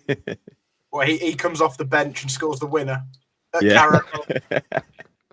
Banger outside the box. Yeah. Not long throw. I know Alex will love that one. Jack, do you want to do the comments? Because there's loads piling up. My voice is going to go if I do them. Fair enough. Well, I've just seen Ken's put in his predictions. He's gone 4-0 for this weekend against West Brom. So I'm just sucking on a fisherman's friend to sort my throat out. Oh, lovely. Lovely. Well, I know Claudio says West Brom are good at conceding 2 goals. Well, Ken thinks we're going to do that each half. So hopefully that'd be an exciting game. We'd all like to see a 4-0. I'm trying to find where we were in the comments. Jonah, your score prediction was 17-0. Excellent. It's a few more than Ken's gone for. Yeah, that was while we had our West Brom fan in here, so I was just trying to stay active somehow. Right. Where are we? Claudia, were you having a secret giggle with Miles on the phone after our West Brom fan left? No, I was organising tickets for my nephew for Saturday, so he's yeah. Fair enough. Mark Rainbow, Rodoni returning feels like a new signing. Feels like months since he went out. Hopefully we'll see him off the bench. You never know. Asante hat-trick anyone, says Gav Stillagrand. 3 points again. Ole, ole. Let's hope so. RJ says 3-1 Torp, Rodoni, Asante. Sims needs a goal, and Brandon definitely needs to become a magician on that night. Again, I say high scoring, 3-0. I predict back to battering a team, so I'm going 6-0, says Rob. Well, excellent. We've got an optimist, says Nkouli. Got to win. Coventry City 1, West Brom 2, November 2022. Who? Okay, we're going to lose. I think he means we're going to lose on Saturday. He's just given us the date. Yeah. Okay. Rob says still haven't forgiven West Brom for the 7-1 in 1978.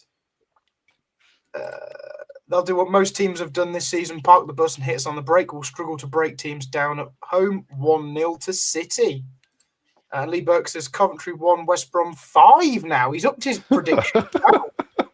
Is this a Baggies fan? Yes, he's got a baggy shirt on. Oh, it looks like an Ajax shirt to me. Is it an Ajax shirt, is it? I don't know. He's been on the diamond white. Paul Stratton says, why all this self-doubt? We turn up, we win easily. 3-1, Asante double and Saka, says Simon. Kevin Turner says, can Alex say hi to my 2 daughters who are his biggest fans? Hello to Sophie and Jessica. Hello.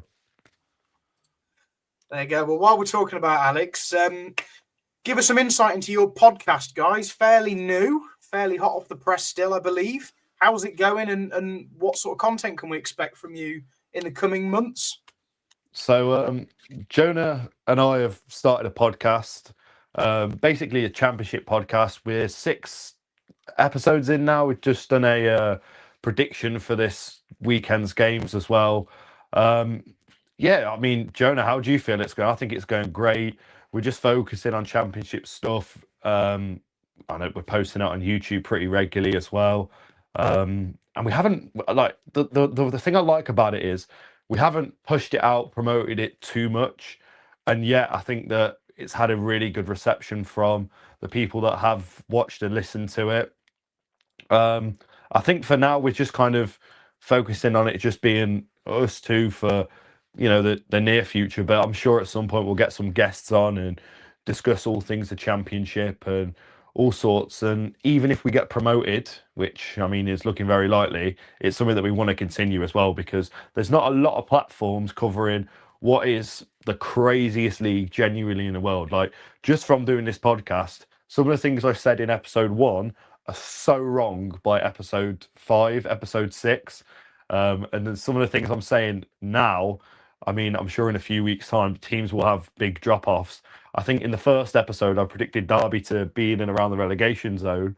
In the predictions video that we did yesterday, which was posted today, I kind of made a little claim that I think Derby might be in and around the playoffs come the end of the season. But I think that just sums the league up. It's absolutely brilliant. And I am really enjoying doing a podcast because it's something a little different as well. I've always just done, whether it's Coventry City content or just normal football content, just videos of really going out to the football. It's never been sitting down and talking things about football. And I don't think my content is as statistics and stuff as much as Jonah's can be sometimes. So I think that's a good thing about a podcast. I think it's different. I mean, Jonah's probably going to give us a lecture on how he feels about the podcast as well, but it's definitely worth a listen. Yeah, of course. Obviously, we're going to promote ourselves here below the Prem on YouTube. Thank you for allowing us to talk about it. But yeah, it's been really fun so far. I like heavily relied on a lot of EFL Championship content creators this summer just to get up to speed, because obviously, as we know, this is my first full season following the championship. So Benjamin Bloom, Jack Ward, Callum Fowler, all those guys.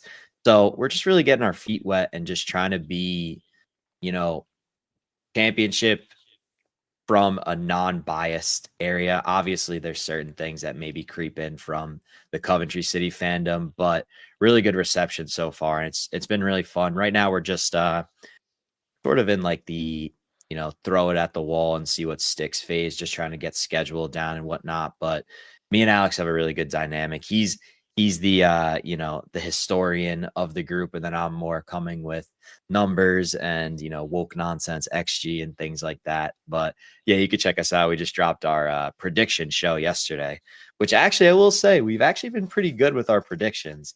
So yeah, and you say historian as well. I just want to quickly say something because I do listen to a lot of the podcasts that you do, Claudio, with Jim Brown, the historian, like stuff Coventry City. I've learned quite a lot over them, and the one thing I always notice is a lot of the recent history. You both will be a little bit like, oh, what was the result, sort of thing, and I'll always know the recent stuff of probably the past 10 years.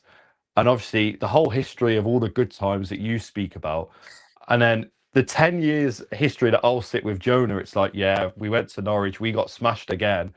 So, I mean, you say historian, Jonah, it's trauma, honestly. I better not forget this season, I tell you, because it's been a great season so far.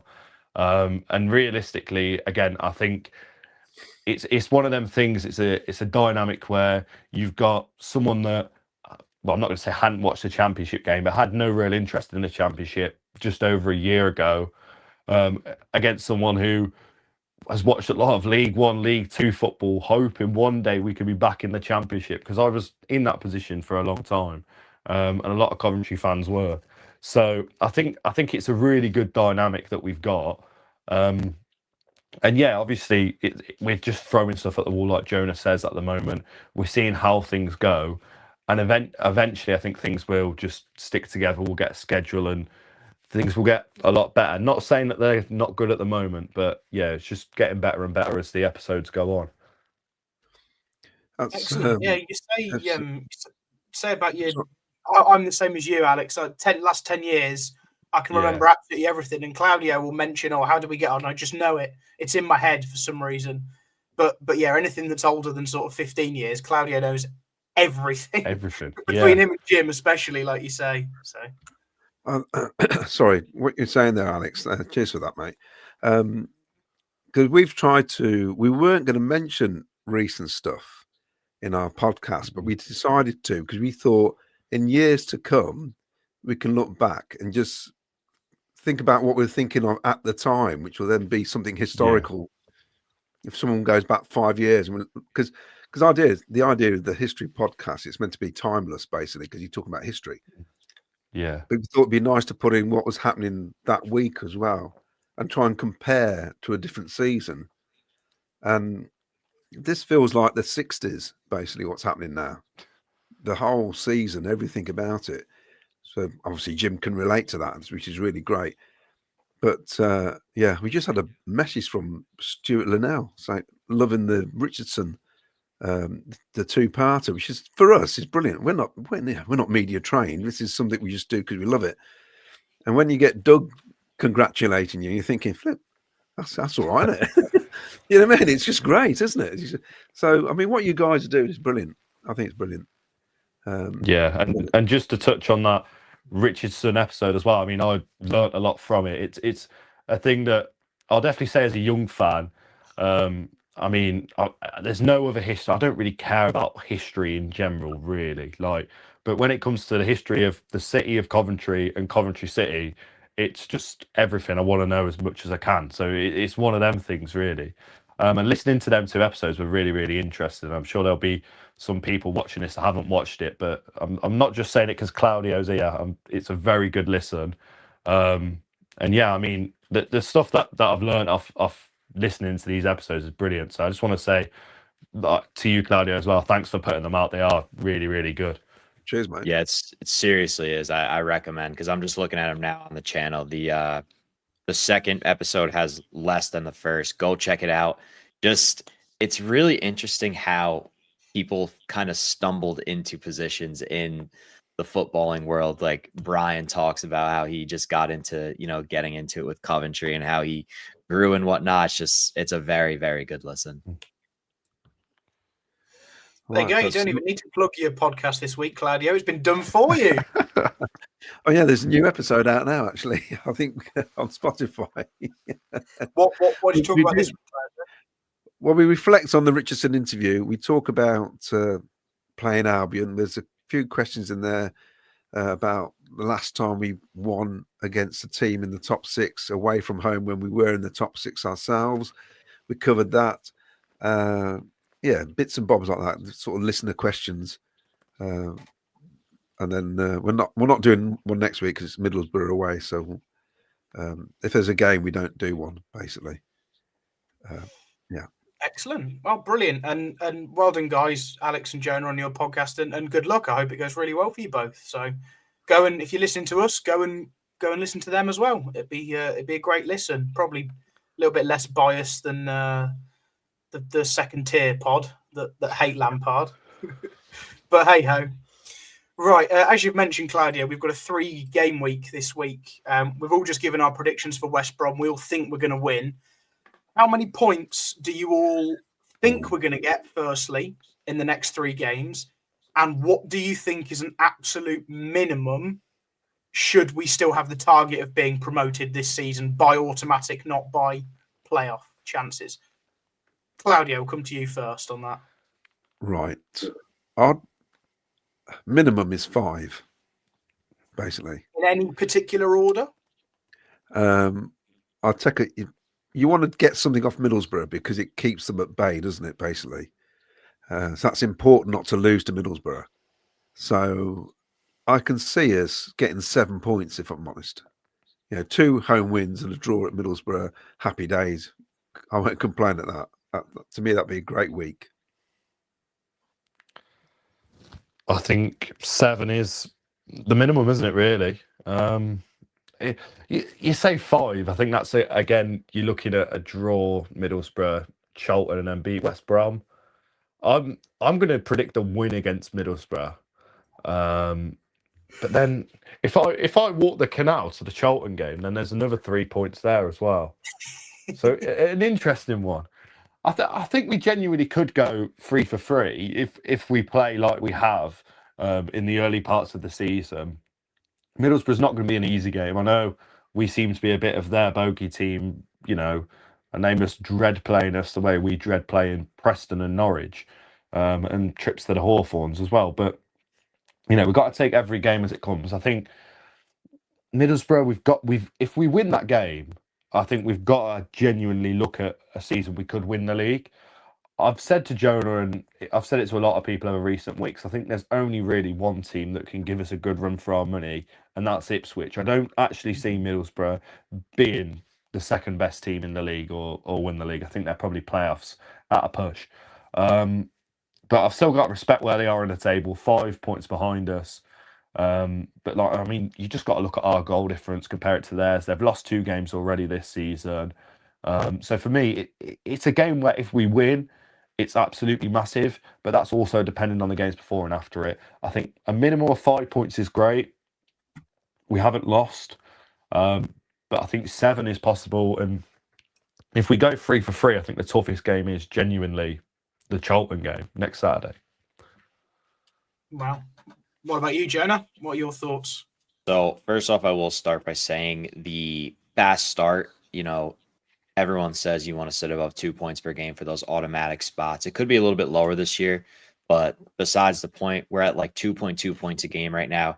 And for these tough runs, that gives you a little bit of leeway. However, I do see a very real possibility of grabbing all 9 points here. I think, to be honest, we're at a point where 5 points would feel disappointing. A draw against Charlton, a draw against Middlesbrough. But I do see a world where we come out and we win all 3 of these games. There's obviously a couple things that it'll come down to. So if Mason Clark is able to play, that will be a huge bonus. And obviously Haji Wright, we already had that debate. But I could see us getting 9 points here. I'll be completely honest. The fixtures really do start to pick up there's 11 games in the next 45 days. So getting off to that fast start, which I already have honed on all year, is huge. But I would say the minimum is 5 to really not panic in a way. Yeah, and don't forget, Middlesbrough's obviously got their new manager either bounce, if you like, or could it go the exact opposite way? Obviously, they had their mini bounce. They won the last game when Edwards was dismissed and Adi Vivrash took over. I now believe that they've got a manager who's bringing a different number 2, and Adi's going to move into the back room, be some sort of director of football-like position. So he's still going to be around, but I don't know if he's going to be bench side, pitch side as well. So Middlesbrough obviously dread playing us, and maybe this rocking of the boat might help that, or maybe they'll have their bounce and they might finally be able to get a result against us. You never know. I also agree. I think 5 points would feel like a disappointment, but if we haven't lost, we can't complain. Here's another question for you all. Then we all think we're wanting 7, but we'd like 9, and we genuinely think 9 is possible. Would you take winning against West Brom, winning against Charlton, but losing against Middlesbrough? Would you take 6 points but losing to Middlesbrough? I'll take 6 points, but we can't lose that Middlesbrough game. Yeah, like it's a tough one. If I'd rather now lose to West Brom or to Charlton than to Middlesbrough. So it's a 6-pointer. It's a big game, unless Middlesbrough go and lose on Saturday. But then even still, it's bridging that gap, and I mean you've got Stoke behind them as well. We know how close it is around the playoffs. Ipswich are a couple of wins away. Who are they playing this weekend? Middlesbrough. Let me just have a quick look, but I'm pretty sure it's some Oxford away. Oxford. That's a tricky game. I think I predicted a draw for that game actually, because I made a theory that Middlesbrough not Middlesbrough, but big teams near the top of the table never seem to beat Oxford. We got a 2-2 draw. Millwall got a 2-2 draw. I think Leicester got a 2-2 draw, but they're nowhere near the top half. But still a lot of 2-2 draws there. So I think I predicted 2-2. I'm not quite sure. A lot of 2-2s, a lot of Desmonds there. But we just got to keep that 7-point gap to third place. Yeah, that's what we need to keep doing. Just keep Stoke that gap. Stoke away, yeah, sorry. 100%. Away at Leicester as well. So that's we got a massive opportunity this weekend again. It feels like this season the fixtures are landing right, where we get a home game which is winnable, and the teams who are behind us are playing tricky fixtures, I think, away from home or at home. It seems to be landing nicely. This is where we really need to stomp on the throat of the opponents. I mean, if you look back historically, last season, at this point, 15 games in, we are on more points than Leeds and Burnley, and they finished with 100 points. So in these tough runs of fixtures, that is where they really locked in. Obviously, they're anomalies of teams in different ways, where Leeds scored an absurd amount of goals and Burnley rarely ever conceded. But this is the time where we need to keep the quote-unquote fairy tale going, and that means going against teams that are in and around the playoffs and getting all 3 points, because I want this team to stay in that fairy tale zone where they're feared and there's a gap and everyone's talking about it, even from different leagues. I mean, you know how it goes in international break. People grip at straws for stuff, but Frank Lampard and Coventry City were a huge talking point on many shows. Every single YouTube video that I was watching, every Coventry creator was brought onto other shows and things like that. So you just want to keep that going. And that means beating Middlesbrough. They also, they have a new coach. So Hellberg is going to come in, and tactically he's very different than what Rob Edwards did. I know Jack mentioned that AD might be stepping into the back room, but last thing I heard, there was some work visa things they were waiting on. So maybe they won't get that new bounce yet, but only time will tell. Also, Aiden Morris, one of their staples in the starting lineup, played 90 minutes for the USA. So he's coming back from that long trip as well.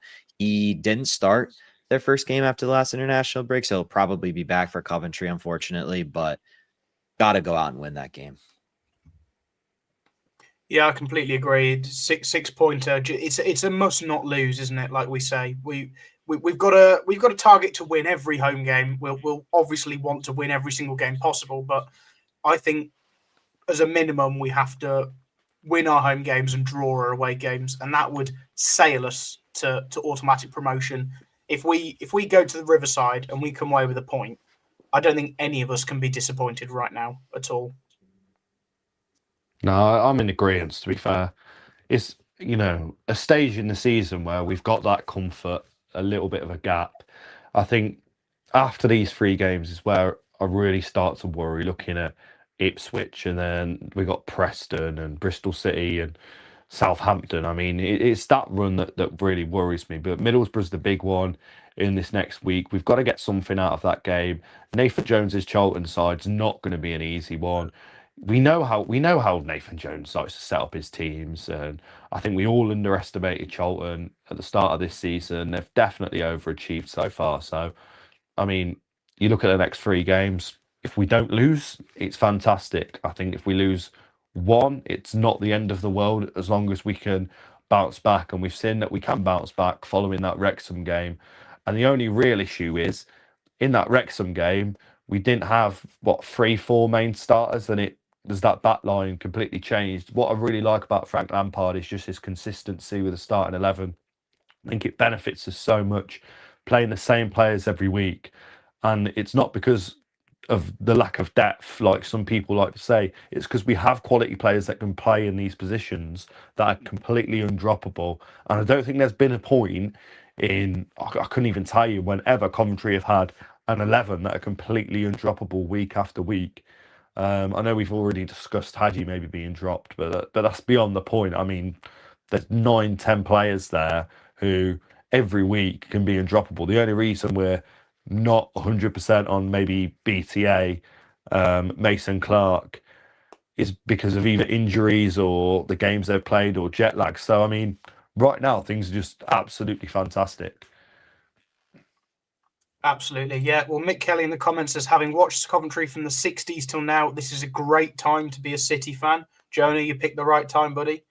And Cooley said, appreciate all of you lot. The joy of just having content dedicated to Coventry is fantastic.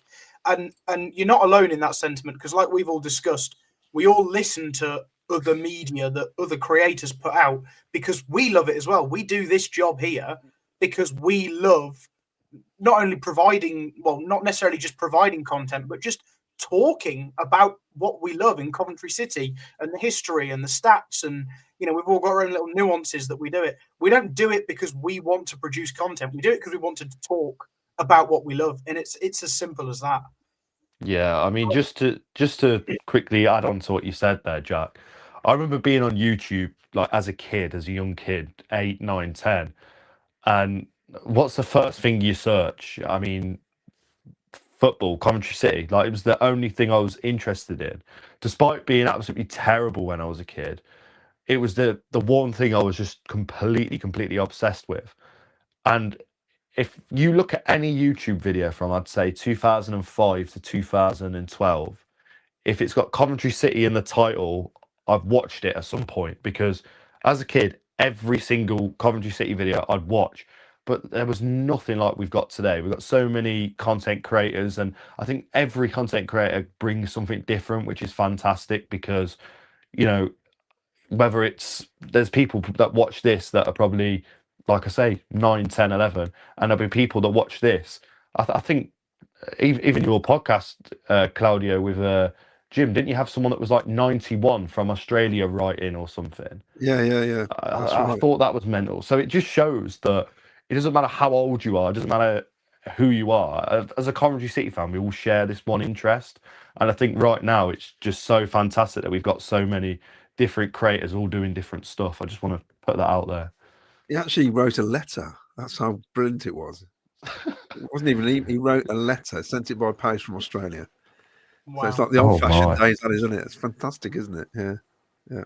Brilliant. And if anyone wants to come and join us on this podcast at any point, just send us an email and we'll get you on. We love hearing everyone's different stories and their experiences with following Coventry City and when you started. So if you want to come on, anyone, just write to us, please.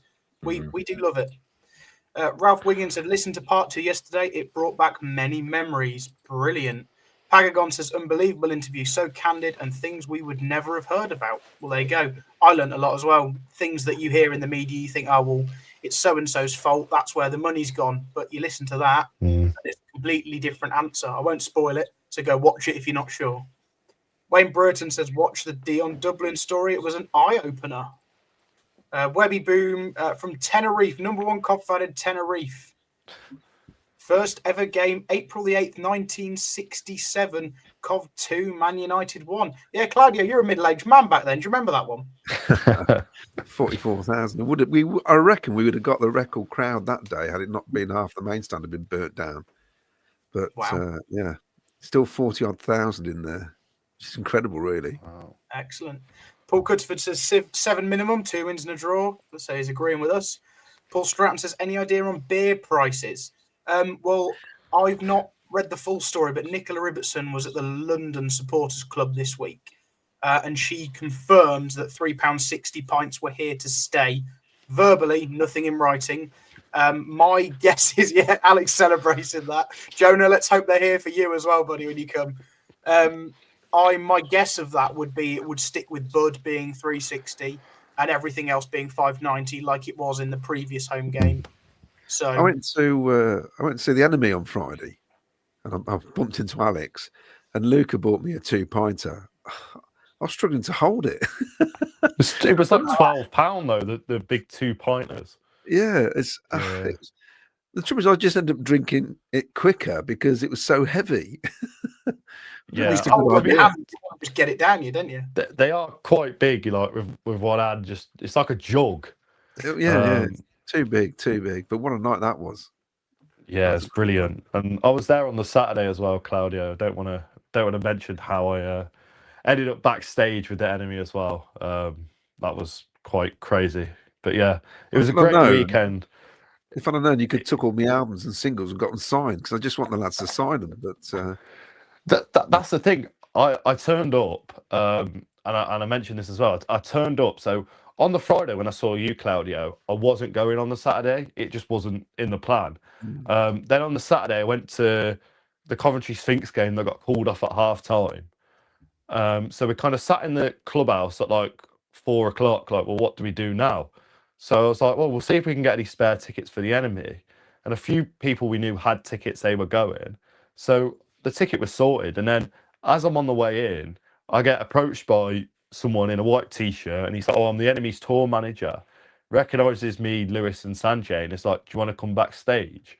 And within the space of 2 minutes, we've gone from being out in the wet, rushing in, to backstage with Andy from the Enemy. And we're just all there like, well, what do we ask?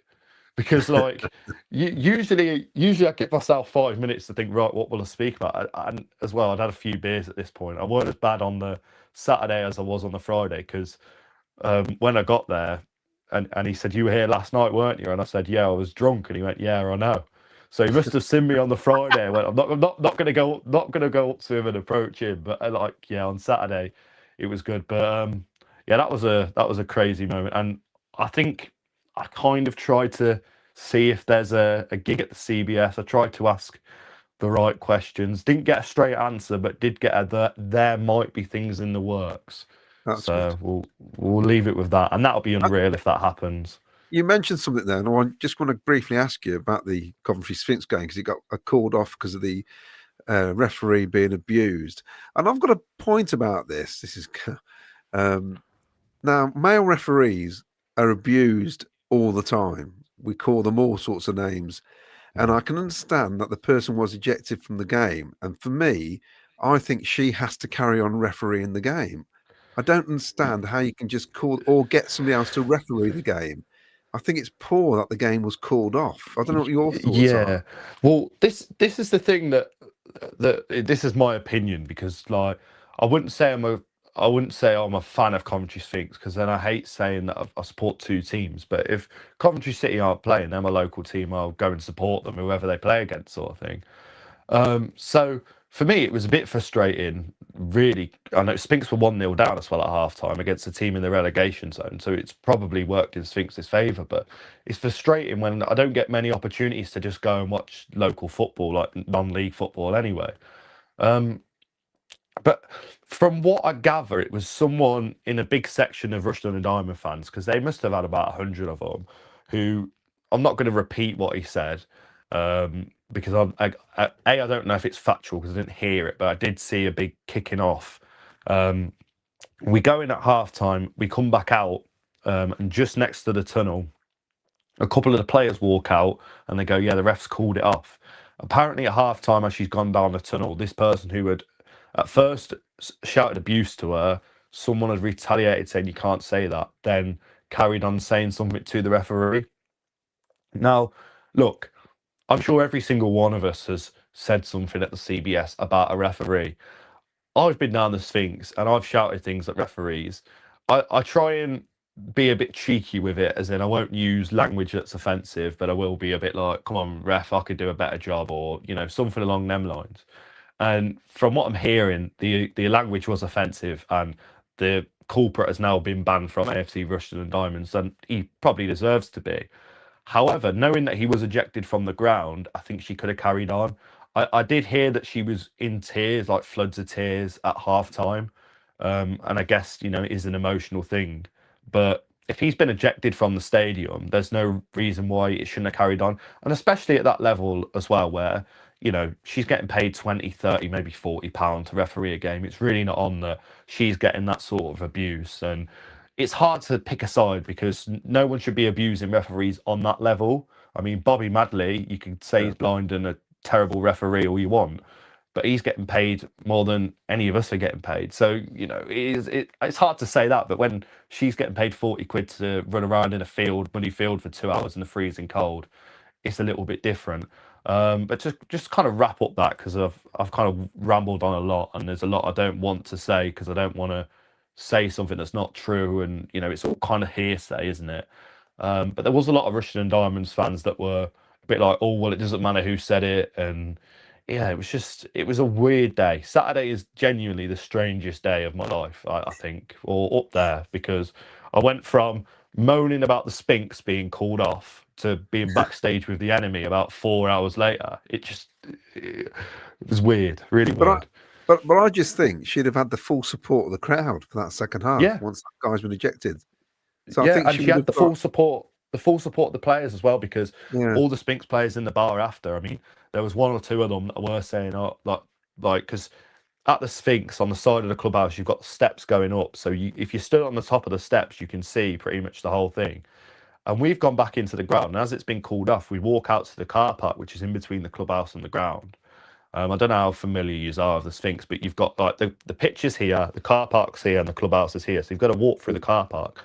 The clubhouse, we're walking back to the clubhouse, and the car park is filled with like Russian Diamonds fans. The secretary's come out saying she'll give refunds to people, and we're like, people really moaning about like £5. Like, come on. And then you've got a couple of the Sphinx players hanging out the window saying, whoever it was, I'm coming down there. Like, that's not on.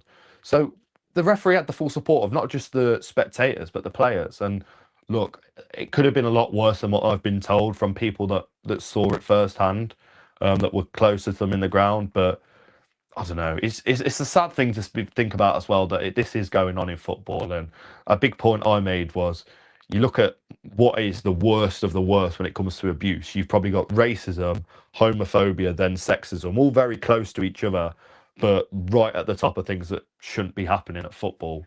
But yeah, let's get away from a quite negative note, because hopefully that referee continues being referee and enjoys being a referee, because that's why she's doing it. You know, she's not doing it for the 40 quid. Let's be honest. Yeah, good point. No, it's good to get your point on it, seeing as you were there. Right, back to you, Jack. Sorry. Right. No. Oh, should we show everybody where Miles is? See if they can guess.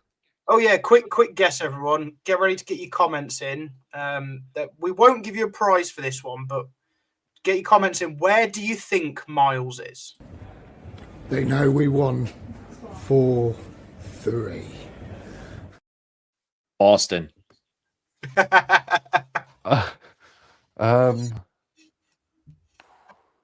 Quite Sydney, vague. Australia. Sydney, Australia. That's quite funny. I- He was doing lots of hand signals around the stadium, taking Yeah. photographs. It was quite funny. I think he used less fingers than that in a couple of photos he sent to us. Ones that couldn't go on the podcast. No, it was quite funny. Quite funny. I don't know. After what he said the other week, maybe we can get away with anything now. I'll get a few more comments in before we wrap up. Paul Cudford said, Haji's goal run dropped off to coincide with Rodoni injury. Will the goals return with Rudy? That's a good point. Maybe we'll see with a bit more of a creative player in Rodoni as opposed to a direct player with Thomas Asante. Maybe that might happen. Middlesbrough would be making a huge mistake by fading AD out. When you put it that way, we have to win all three, simply based on the standards we've set. Well, if we think Middlesbrough's a 6-pointer, then it needs to be targeted. Paul Stratton says, do you really think that Charlton are getting something at the CBS? West Brom will be harder. That would be my gut paper, but football isn't played on paper, is it? I think a lot of people have wrote Charlton off or underrated Charlton. I mean, they're a side that have picked up points. They battered Ipswich as well. I mean, they're a side that have picked up points where they're not expected. Set 9th in the table, first season back in the Championship. They've lost just one of their past 5 games. I think they're a really underrated side, you know. And look, I'm not saying it's going to continue for the whole season. I think they probably are a mid-table side. But, I mean, you look at the 3 games we've got coming up. You've got West Brom who are struggling to score, Middlesbrough who we always beat, and then you've got Charlton who are pretty damn good when they want to be. So there's my take on that. Yeah, there's no easy games in the Championship, is there? But like I say, if the game was played on paper, we beat Charlton, but it's not. So you can't take anything for granted at all. Mark Rainbow says, with 11 games in 45 days before the FA Cup, we need to maximise as many points as possible. So when that small squad starts to tell around Christmas, we have a points buffer. Yes, absolutely. Like we've said, we're 4 points clear of Middlesbrough, 7 points of third now. If we can extend that by Christmas or even the new year, we're going to be living in cloud cuckoo land, a lot of us, aren't we? We're going to be so happy. Mark Light says we shouldn't fear anybody. Good transfer window in January. Job done. Put it simple. And he's also said we need to school Wrexham at the CBS. They annoy me. After their win, they reckon they could be top 6. Christy Hannity says Troy Parrott and Abdoulaye Mane coming in the January transfer window. They're names of people that have been thrown out there this week. Neither of them have got a proven record at any level with any ability. It would be a punt. It really would. I think it was from an account with 200 followers. So very similar to the MLS midfielder that was linked with us a couple years back in August. There was never any true legs behind it. And just to go in for Parrott right now would just not be a smart business move, considering he probably just doubled his value in the past 7 days. Yeah, and as well, if he hadn't done what he did in that Ireland game, no one would even be speaking about him. This is someone that struggled at Millwall, struggled at Ipswich, got a few goals for Preston, did okay at MK Dons in League One, and now he's at AZ Alkmaar. He's done okay, but the standard in Holland is a lot different. You've got AZ Alkmaar, who I'd say are probably a solid Championship level side, let's just say, at worst. And they're probably playing teams that are like League One, League Two standards. So he's going to score loads of goals. And obviously, look, he'll probably never have to buy a pint in Dublin again. Let's be perfectly honest. But off that one performance, are we really going around thinking we're going to be signing him? Because, like Jonah says, that one performance, I'm sure Celtic will be in for him 20 million and all their fans will be buzzing. Because, like, you know, to the Irish, he'll be an absolute legend. But I mean, week in, week out, he, like you say, hasn't actually proven anything in any real level. He's got a £21 million market valuation, which is absolutely insane to me. Mark just made a very good comment. Probably would have been brought up if not, and I'm sure we're running over. But I think any player we sign in January has to be capable of playing in the Prem and not just the Championship. Yeah, that's very similar to what Sunderland did. They didn't go too crazy last season because they thought that they were good enough, maybe just slightly bolstered up, but look at them now. So you can't go in, you can't sign these players that you're going to loan back out to the Championship next season because you're just setting yourself up for if he's 21 million, then Haji Wright's 45 million, isn't he? Yeah, probably. Yeah, simple. You know, I'm not saying Tottenham have got the best academy in the world, but Tottenham wouldn't let go of a player like him if he was going to amount to anything, unless it was a genuine mistake or an anonymity, basically. We shouldn't be going for something like that. And as for Abdoulaye Mane, has anyone ever heard of him until it was posted on Twitter till last week? There you go, no. Problem solved. As for that comment about we should be signing players that are capable of Prem, it's kind of what I said when we did our deadline day show. We're saying, oh, we want to get 2 more in. I was saying, no, don't throw your money around on deadline day for no reason. Let's wait. We could end up getting to Christmas Day and, you know, Efron goes down with an ACL, and then on New Year's Day, Sakamoto does his back in, and then we've got no wingers. So we have to do business in January. If you throw your money around on deadline day in August, you might not have that ability. And even if it is just a loan to get to the end of the season, we need to play smart, not do what Hull did the other year and buy 6 players and crumble, basically. So yes, they need to be proven players, but they need to fit us in the moment. M King says, watched Alfie Jones, the centre back from Middlesbrough, play his first game for Canada, as he's now a Canadian citizen. Play against Venezuela in a 2-0 Canada win. He looked good. Greetings from Canada. Well, I know Canada's a big place, but see if you can get in touch with your friend, Claudio. His name escapes me. Keith, that's the one. Keith in Alberta. And Middlesbrough game away is the key next week to be a great week for a Coventry PUSB. Alex and Jonah, don't give up on your podcasts. Love them. I thought you said don't give up on your day jobs then. Daniel Townley Rose says the place that Michael Miffs had scored a brace. The Malta National Stadium. I see. Cliche, Matt. Oh no. Have I been done? No easy games in the Championship. Games aren't played on paper. Cloud Cuckoo Land. Yeah, fair enough. I haven't seen you in a few weeks, Cliche, man. I thought I could get away with it. Oh, dear. Doug doesn't tell anybody about the business he's doing, so if we bring anybody in, it'll be top secret. Yep. Charlie Hughes is the only rumour I'm interested in. Parrot's recent record on fire. Yeah, but recent in Holland, like Alex says. He's not a parrot, he's a Norwegian blue. Monty Python reference from Ken Otomo. Brilliant. Right, a little bit of housekeeping just before we go. If anyone is interested in coach travel, I don't know if there's any Middlesbrough left, but I know they are running coaches to Middlesbrough. They're also doing coaches to Ipswich and Preston and even Southampton just before Christmas. So if you're interested in travel, head over to Big Travel, go and get your away coach travel, but also Big Parking, any of your home games if parking is required. That is, if you can't walk along the canal to the games, go and book your parking now. Again, all games, all season, and hopefully even the FA Cup fixtures when they come out in a couple of weeks as well. Anything else to add, Claudio, or are we about done for the night? I think we're done. I got this from Mark Rainbow. Can Claudia reassure Scribble Army that he's not going on Tuesday night? I won't be going. But I'm telling you now, I'm going to Blues. Yeah, I think I'll do that one. It depends.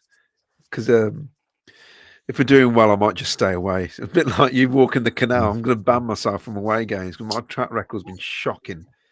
I can't believe I let you come to Wrexham, to be honest. I know. Well, it's just to tick a box, that was, to be honest. It's worth not winning. Just to say I finally got to Wrexham.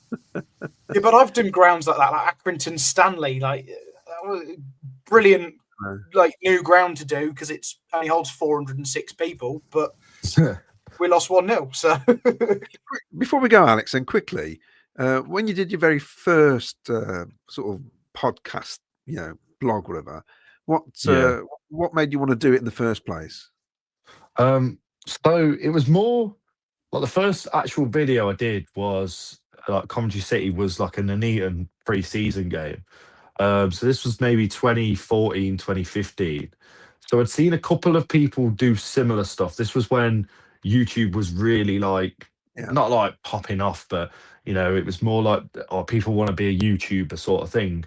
And I don't know, it was, I'd seen videos, there was clips, it'd be simple stuff like Aaron Gunnarsson doing a long throw.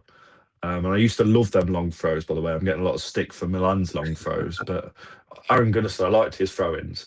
And just little stuff like scoring goals and it being the atmosphere. I was always just obsessed with the atmosphere as well. So I thought, I'll make my own video. Now, some of them videos, they'll never see the light of day, but they're very similar to what we've got now. Like we go back 10 years, there's a video, it's only like 5 minutes long. I think we lost to Scunthorpe 2-1. Half the video, I'm in the chicken shop at the end of the game with Sanjay. It's like not much different to what I'm actually doing now. It was more the fact that people were just doing YouTubes, and at that time I weren't just doing Coventry City stuff. I was literally just a kid in school making YouTube videos. I was like making FIFA videos, anything really that interested me. And then as I got older, it was more just the football that stuck sort of thing. After COVID, because I made the videos from 2015 to COVID season, but that St Andrew season, I'll happily admit it was the most depressed I'd say going to the games, even though we won the league. There was just it just didn't feel right. And because of that, despite having a season ticket and despite going to every game that season, I just kind of stopped. There's some times where I just wasn't bothered, despite a couple of times getting told off for like not turning up to sixth form. My mum like would not have it, me not turning up to school to go to a away game on a Tuesday night. She just couldn't understand it at all. And yet, you know, it was because this is the one thing that I've really been obsessed with and I really love. So then after COVID, I mean, I didn't do the videos. I thought that was it. That was me done really. Wasn't too bothered. But then the Luton game, well, actually that season, tell a lie, we played Blackpool. We won 4-1. And I always had like a big group of mates that I go to football with, and they obviously all watched the videos and stuff. So they said, why don't you do a video at Blackpool away? So I thought, yeah, I'll do it, whatever. By the time we got to the ground, I was so drunk. There's 2 clips inside the ground, no vlog, nothing at all. And then everyone said, oh, well, you didn't, like, my group of mates, well, you didn't do the Blackpool video then. And I said, all right, if we get to the playoff final, I'll do a video. We got to the playoff final against Luton, so I thought I'll do a one-off video. Obviously, we went on to lose that game. Didn't enjoy editing it, but didn't really have a clue what I was doing. Just sat there on iMovie again. Didn't really enjoy editing it. But then I was at uni doing sports journalism as well at the time. And I just thought, I'll come back. I'll do it for one season. I hope, because I truly believed when we played Luton, when we lost that game, all right, next season will be the promotion season. So I thought I'll do one season, and that'll be the promotion season, and then I'll do a Premier League season, and I've got a 2-season thing. Yeah. And well, it's just kind of spiraled from there, really. So, I mean, I've been doing it now over 10 years on and off, but I think this season, or this year, 2025, has been the year I've enjoyed making videos the most. And just, it's really strange because at one point I just didn't want to do it. And just the opportunities and things that I've got. I mean, like, I saw a lot of stick online for the people that got a free shirt. But when the club messaged me saying that they were going to send me a gift, genuinely, like, that made me feel like that was the first time, by the way, I'd ever been contacted by the club in any way other than when I had bird poo all over my seat in block 15 and I was complaining about it. They sent me a picture of someone up in block 15 with like a jet wash cleaning the seats. That's the only other time I've been contacted by the club. So that just made me feel a bit like what I am doing is being seen by the right people. I mean, the enemy gig, meeting Andy and I mean Tom and Liam were backstage there as well. I mean, that was surreal. But that also, I mean, I said it to Lewis and Sanjay like as we walked out, because it was a really weird blur. And the one big regret I have was we didn't go, Andy, can we have a picture, please, mate? Because he was so nice, and we could have just got a picture, and we didn't. We just had the 5-minute clip. But Sanjay brought up a good point. I don't want to waffle on too much because I'll go on and on. But the only other time he's ever filmed me interviewing someone was at Coventry Elvis about 10 years ago, when I think Coventry City were playing away at Peterborough that day.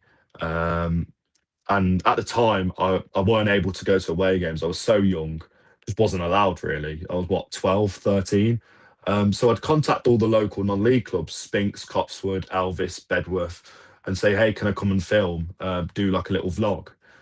So that was when I got into kind of going ground hopping and things like that. And the only other time Sanjay's ever stood there interviewing was me interviewing the Alvis sporting manager at the time. So it's a bit of an upgrade, but yeah, it's just the things that have come from it, just how I've felt. The one thing I enjoy the most is every single video. I'm getting people now saying this is your best video, and I genuinely try and make it so every video I have to sit there and think, right, what have I done in this video that's better than the last one? And I'll sit here sometimes, watch videos from 6 months, a year ago, and I'll think this is rubbish, because I'm just obsessed with improving little by little. And I think for me, that's the one thing that I'm satisfied more than anything, really, of just improving and wanting to be better at things. And I've just got that kind of obsession that I'm just I wouldn't say I'm a perfectionist. I'm definitely not, because a lot of my stuff is not professional at all. But like, it's just wanting to be better. And I mean, it's also the being recognised. And today obviously there was a comment of people saying, "Oh, my kids love watching your videos and stuff." And I think that's a good thing as well, because I sometimes don't realise it, and you guys won't realise it as well, that the amount of people that watches, it just looks like a number on the screen. But realistically, it is just amazing how social media works, and how what we're doing is actually reaching a lot of people. I mean, there'll be people that have probably sat here now for 2 hours, 15 minutes, listened to all of us and West Brom's Essex super fan ramble for a little bit, and that's a good thing, that's what it's all about at the end of the day, and that's what football is all about. And also, Alex, it's not the same. Although you see a figure, it's not always the same people watching. So you reach a lot more than you realise. But my take from that is that if a bird pooed on my seat at the CBS, I wouldn't take her again. Yeah, I mean, to be fair, I've not seen that pigeon since. So, and to speak about bird poo, actually, to speak about that Luton game, and I hate speaking about it. This is the most I've spoken about it, probably since, to be honest.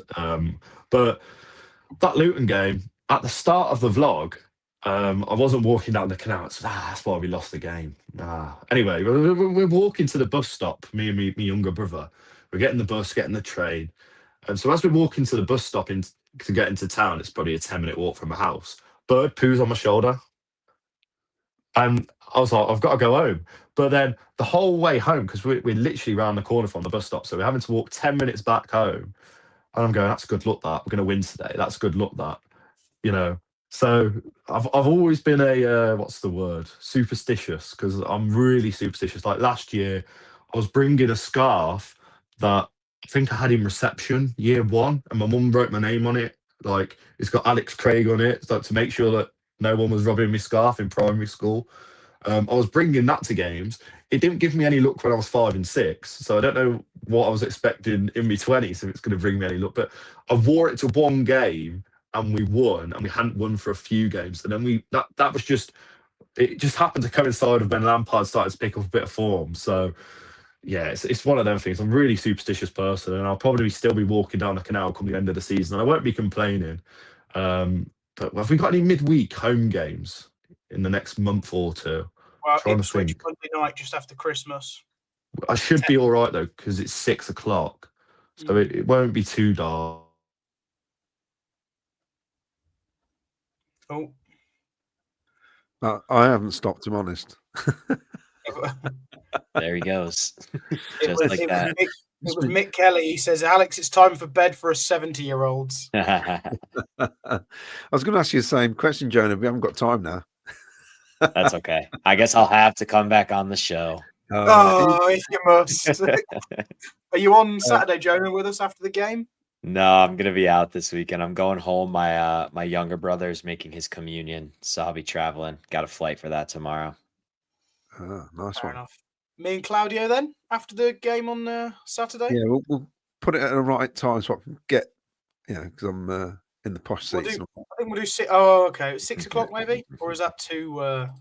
That's a bit too. No, because we're playing at 12:30, aren't we? Yeah, of course we are. All right, we'll work do it the after show. Anyway, thank you all for joining us for another long 2 hours, 20-minute episode. As we've said multiple times, we really appreciate you all listening and watching and joining in more than anything with the comments, because these videos wouldn't be the same without all the comments coming in. So thank you very, very much, everyone, for watching and listening. Like I say, join us on Saturday mid-afternoon.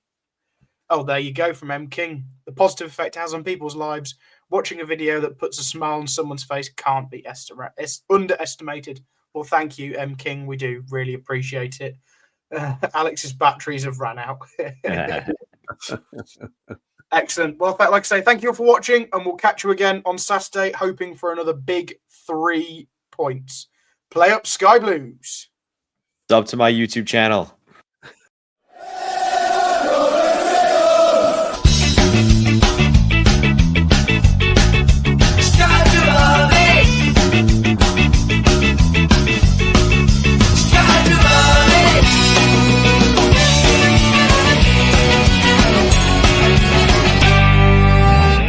Sky Blue Fans TV, for the fans, by the fans.